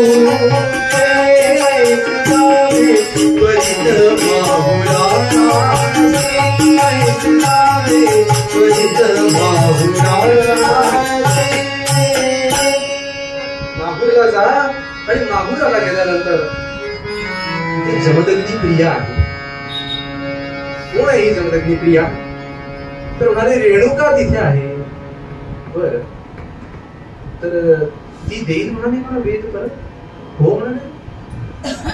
अरे विश्वाची आदिशक्ती आहे, जगत जननी आहे, जगदंबा आई आहे ती, तिला प्रार्थना कर आणि खऱ्या अर्थाने शरण जा बरं.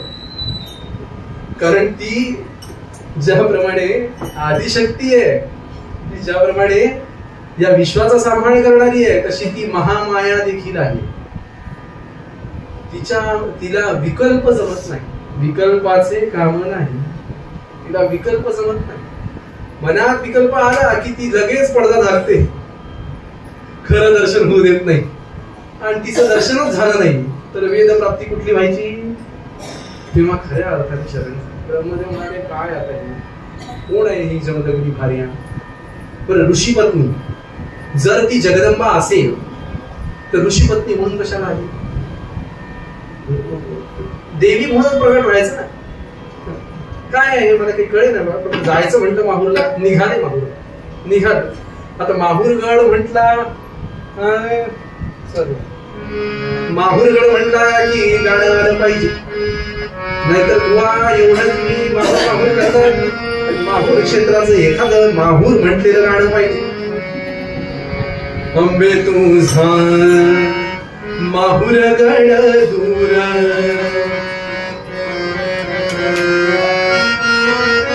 असं ब्रह्मदेव म्हणतात किती दूर आहे तो,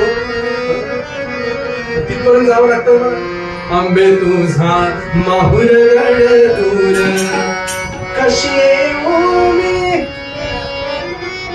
चालून तिथवर, कशी मी चालून तिथवर, चालून तिथवर, चालून तिथवर. आंबे तुझा माहूरगड दूर, आंबे तुझा माहूरगड दूर.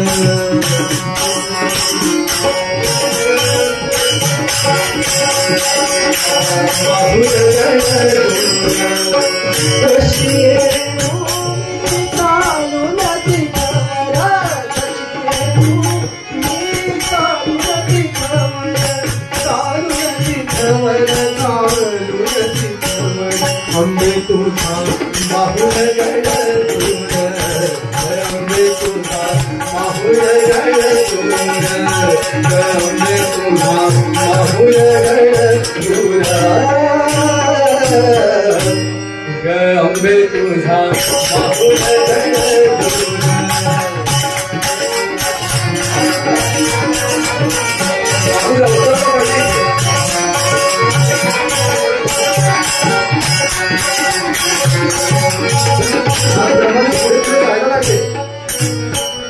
चढण वळणते अतीव सुंदर, पाठी लागला संसार भार. चढण वळणते अतीव सुंदर, पाठी लागला संसार भार. काय चढण वळण, कुठे आधी जगदंबाने ही माया कुणास ठाऊक. ब्रह्मदेव नागाचा वेश घेतलाय, छान असे पूर्ण शेंडी, त्याला गजरी कसा गोटा घेरा म्हणतात तसा, किंवा गळ्यात रुद्राक्षाच्या माळा घातले, एक उपकरण खांद्यावर घेतलाय आणि छान साधच धोतर नेसलाय. आपण कोणी योगी किंवा आपण कोणी देवपुरुष आहे याची कल्पना तिला येऊ नये अशी सगळी व्यवस्था केली, आणि म्हणून चढण वळण जड जात आहे. देवी समोर मेकअप करून जा की मग देवी मेकअप करू देत नाही. असं हा चढण वळणते अतीव सुंदर, पाठी लागला संसार भार. तुझ्या कृपेने तरलो इथवर, तुझ्या कृपेने तरलो इथवर, तरलो इथवर, तरलो इथवर. अंबे तुझा माहूरगड दूर, माहूरगड दूर, अंबे तुझा.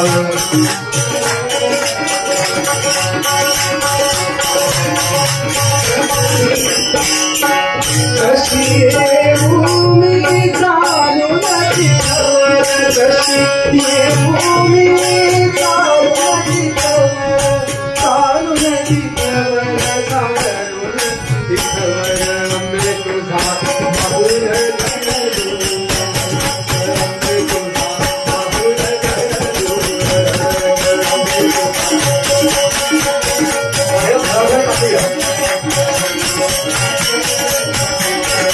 अंबे तुझा माहूरगड दूर, अंबे तुझा माहूरगड दूर, अंबे तुझा माहूरगड दूर. अम्मा माता की पोहोचले माहूरगडाला. पोहोचले, पटकन पोहोचतात बघा. माहूरगडाला पोहोचले आणि रेणुकेच्या आश्रमात गेले. आश्रमात गेले आणि पाहिलं तर काय, फार कोणी नव्हतं तिथे.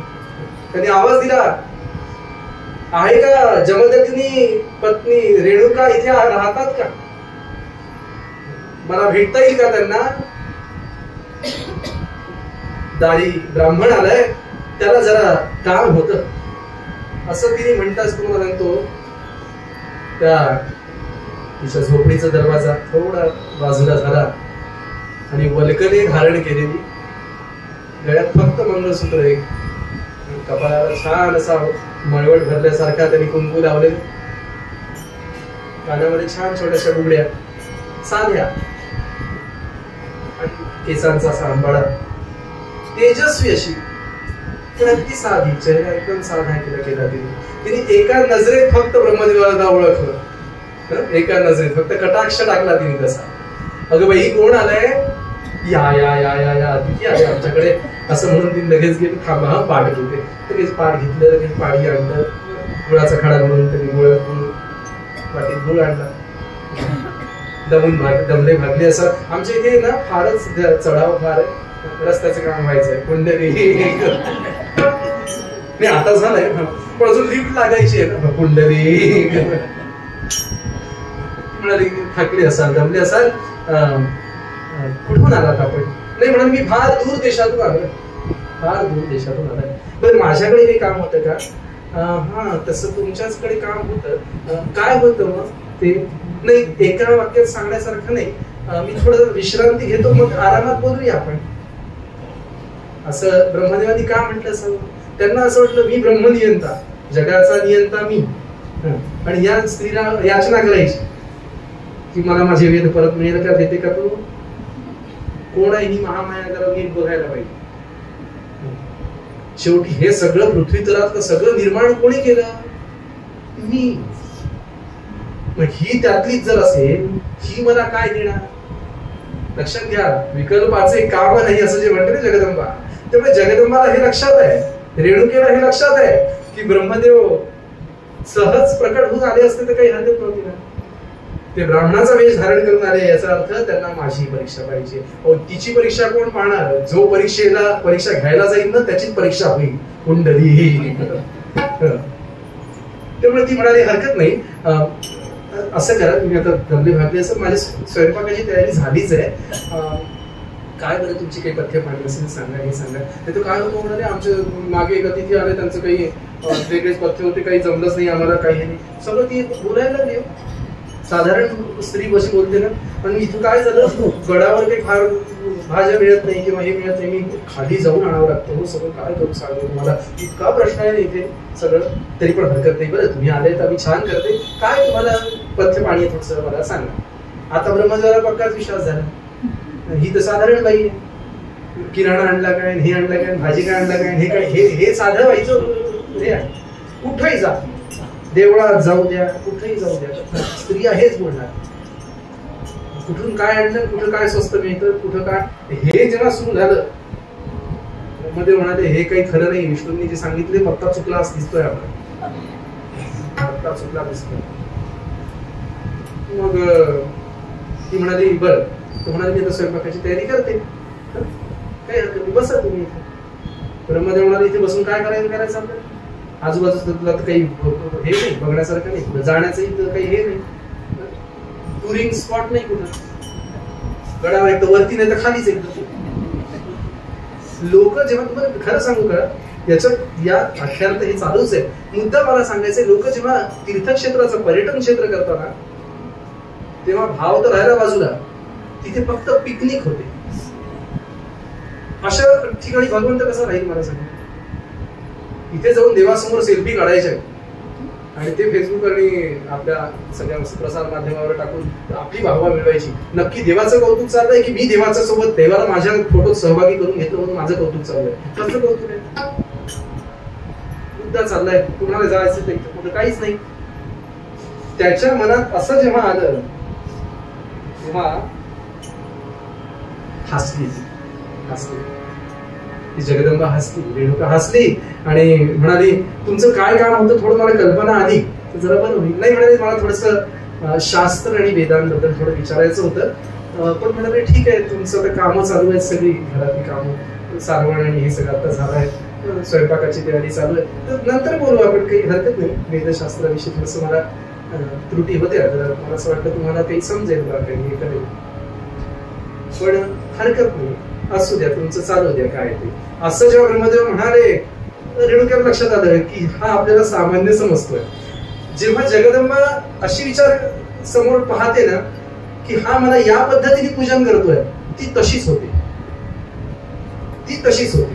लक्षात घे, तुला नैवेद्य दिलाय देवी, आता माझं हे कर, व्यवहार पाहिला ना, मग नैवेद्य काय दिलंय यावरून मग त्याचा व्यवहार काय करायचा हे ती बघते. तू माझ्याशी व्यवहार करतो का, मग मी सुद्धा तुझ्याशी व्यवहार करणार. तू जर काही मूर्खा पांघरून माझ्याकडे येतोय का, तर मी तर घोंगडीच पांघरून बसली आहे मंडळी. त्या महामायेला आवरणं आणि तिला आपल्या ताब्यात घेणं शक्यच नाही बघा, शक्यच नाही. ब्रह्मदेवाने असं म्हटल्याबरोबर लक्षात आलं की त्याच्या अंतःकरणातला अहंकाराचा पडदा तर दूर झालाच नाहीये, हा मला सामान्य समजतोय. आणि म्हणून हसली तेव्हा जगन्माया, हसली तेव्हा जगन्माया, साधुनी नियंतासी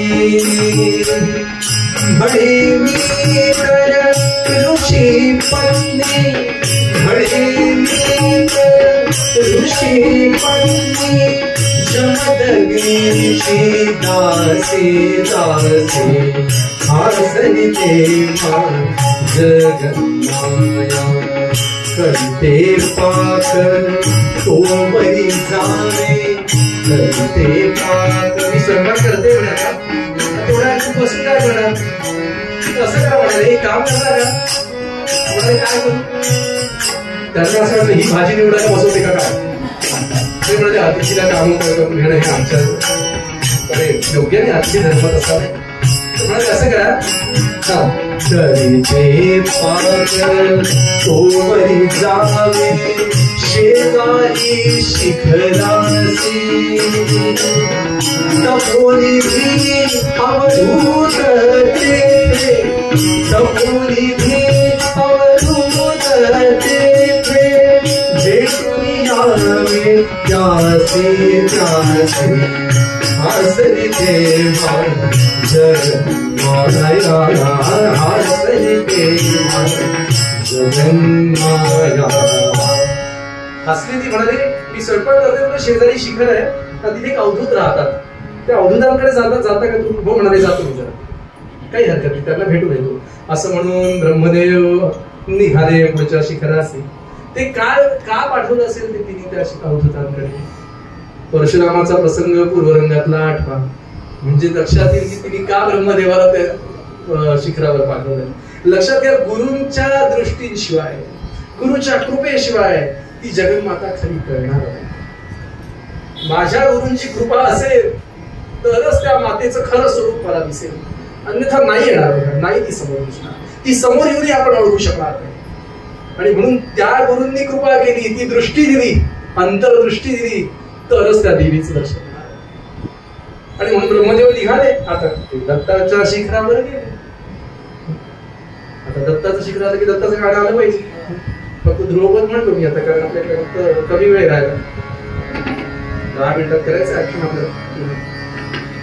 5-10 मिनिट इकडे तिकडे झाले तर मी 2 दिवसाचा विषय, त्यामुळे काही मुद्दा चाललाय.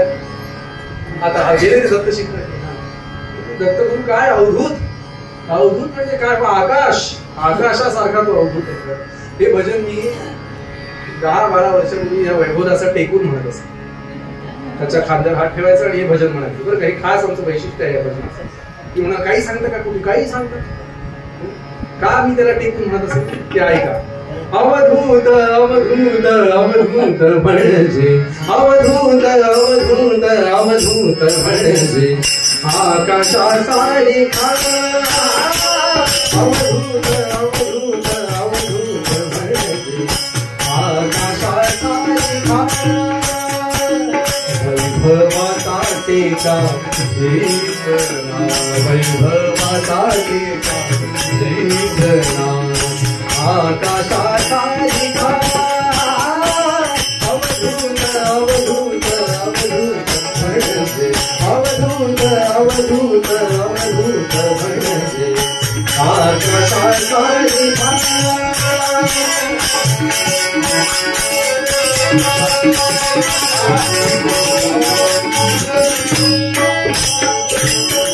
अंतराळी माया हिंडे चहुकडे, अंतराळी माया, अंतराळी माया, अंतराळी माया हिंडे चहुकडे, तया परी थोडे योगी जासी, तया परी थोडे योगी जासी, वैभवाचा टेका घेतला, वैभवाचा टेका घेतला, आकाशाचा लिखा अवधूत अवधूत अवधूत म्हणजे, आकाशाचा लिखा, आकाशाचा लिखा, आकाशाचा लिखा. शिखरावर पोहोचते ब्रह्मदेव, वैभवाचा टेका घ्यायचं ना. मला जास्ती बोलू नका, वैभवाचा टेका घेऊनच तुम्ही नांदेडला आलाय, परत जायचंय, मुद्दा चाललाय.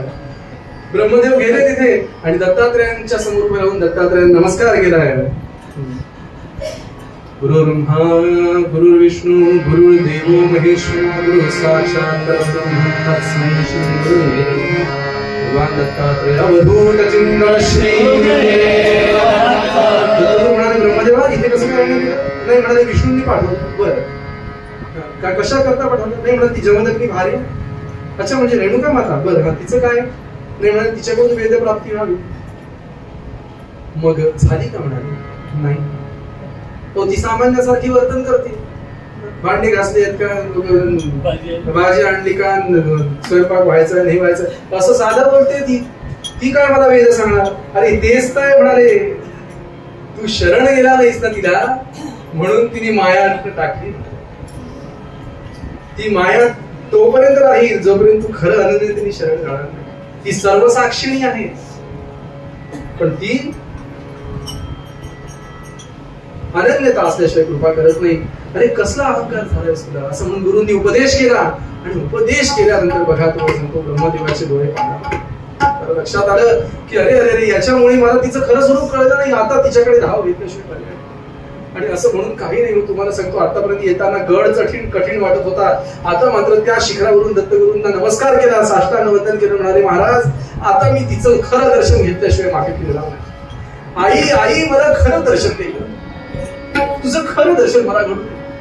हे काय बाकी इकडचं तिकडचं मला सांगत बसलीस, या प्रपंचाच्या सगळ्या गोष्टी मला माझ्यासमोर मांडत बसलीस. काही नको मला प्रपंचातलं, ते तू सावरतेच आहे, ते तू सगळं सांभाळतेच आहे.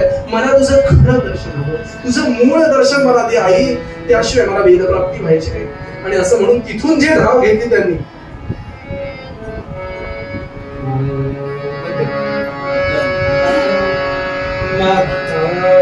माहुर गडावरी जगदंबाई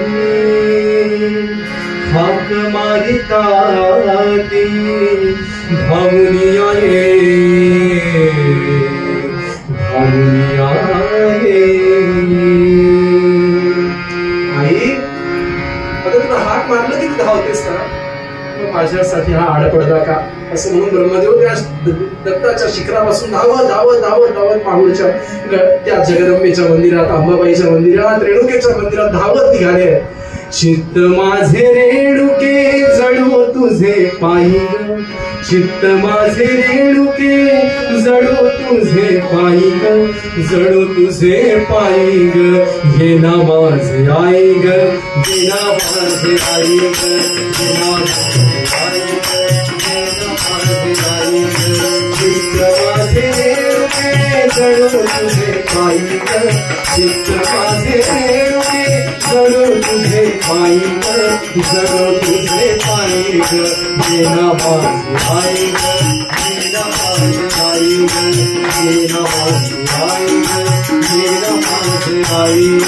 गोंधळ घाले तो आईस जागवा आईस जागवा गोंधळ घाले तो आईस जागवा तिच्या नावे घाले तो मागतो जोगवा तिच्या नावे घाले तो घाला तो जोगवा हाती परडी कवड्याची हाती परडी कवड्याची माळवी झाली ग माळवी झाली ग जे नावाचे आई ग जे नावाचे आई ग जे नावाचे आई ग जे नावाचे आई ग जे नावाचे आई ग जे नावाचे आई ग जे नावाचे आई ग जे नावाचे आई ग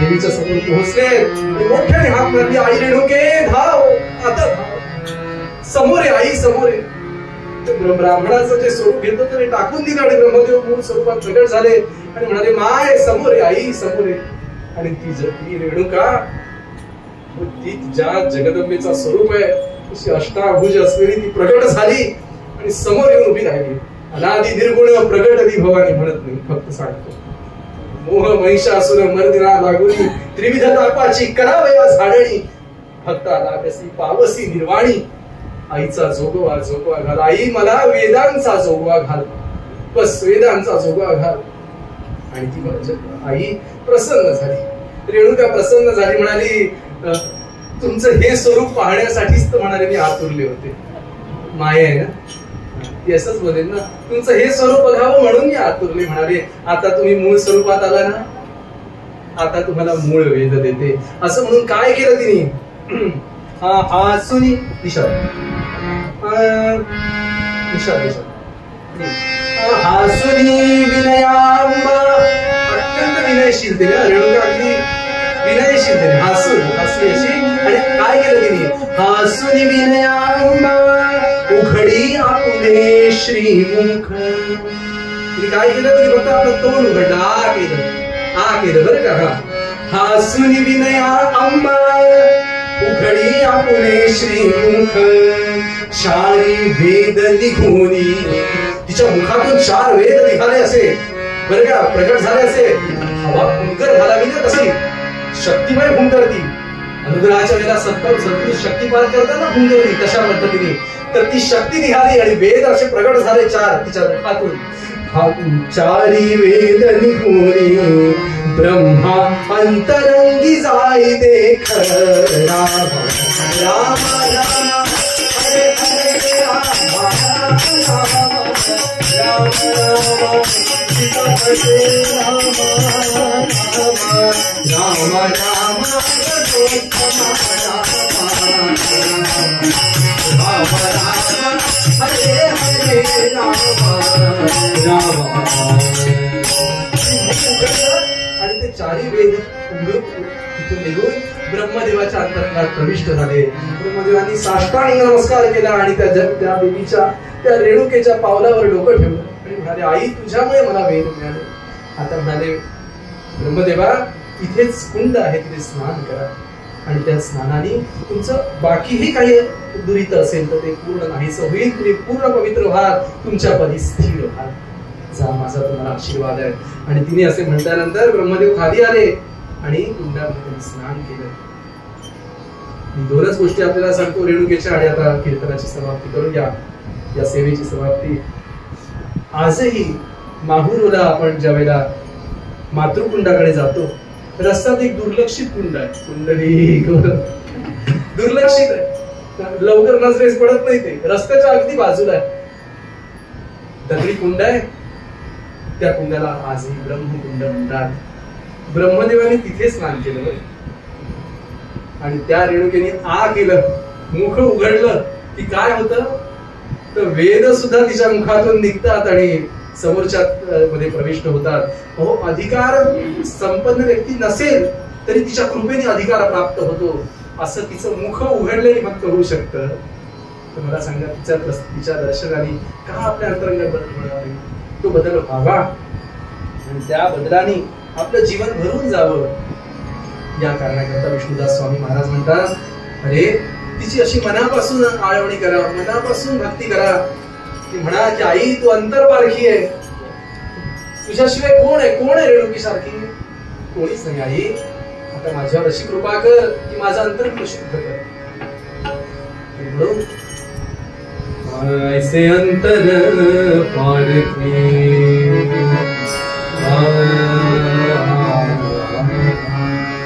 ऐसे अंतर पारखी, ऐसे अंतर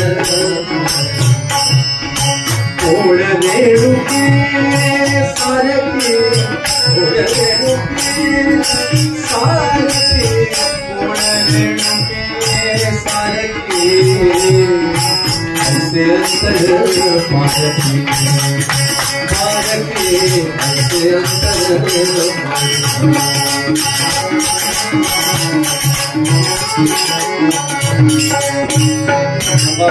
अंबा माता की माहुरदेवासी अंबा माता की सेवा जगदंबेचं आणि महत्वाचं म्हणजे सद्गुरू चरणी अर्पण करतो. उद्या सुद्धा माझं कीर्तन आहे. आता एकंदरीत कीर्तनाचा माझा अंदाज आलेला आहे तुम्हाला की बुवा काय आहे नक्की. तर उद्याचे गोड मानून घ्या आणि उद्या सर्वांनी या. पण छान अशाच पद्धतीने जगदंबेचं नवीन आख्यान ऐकू. आज जगदंबेचं आख्यान आहे म्हणून खास प्रसाद दादांनी तांबूल्याचा प्रसाद आणलाय माहूरवरून.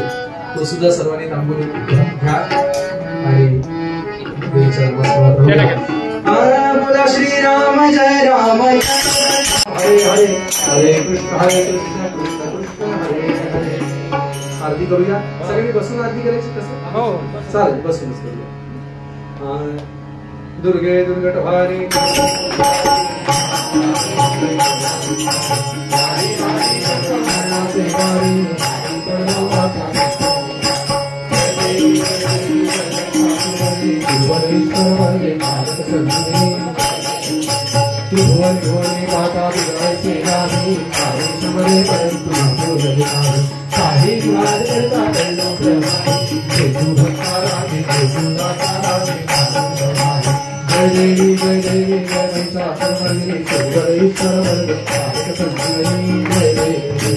प्रसन्न वदने प्रसन्न होती रामा, पापासून चोरी पापासून चोरी चोरी भवनाशा, अंधे तुझ वाचून चोर विनाशा, हरतन निर्धारा परपंत जगेशा. जय देवी जय देवी जय महिषासुरमर्दिनी श्रीवर ईश्वर वरदे भारत संजीवनी. जय देवी जय देवी.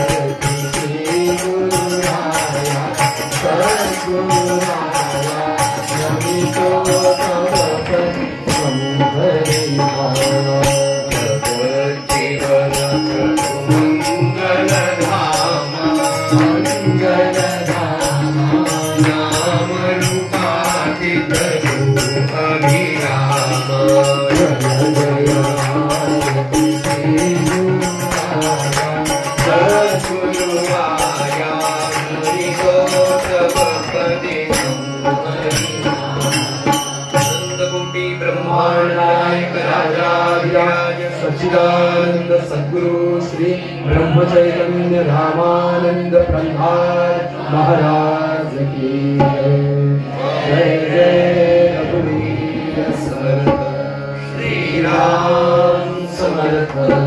नमस्कार त्या ब्रह्मचैतन्यमूर्ती जनिचरी वनिधेनु आठवी वत्सलिद्य जनकहितकामे बालकामाशिचित्त तदुपरि गुरुमाये लेकुराठे प्रेम श्री सद्गुरु रामानंद तुम्हा प्रणाम आहे जननी मदीय त्वळे अज्ञान नीले करू नालिये मज प्रेम पाकर सदा दूरी नको वेगरू प्रेमे राहत मुक्त कंठ करुणी नाही तुझे बंधन प्रल्हादा गुरुराजयानित तुम्हा माझे असो वंदन ईशान चरण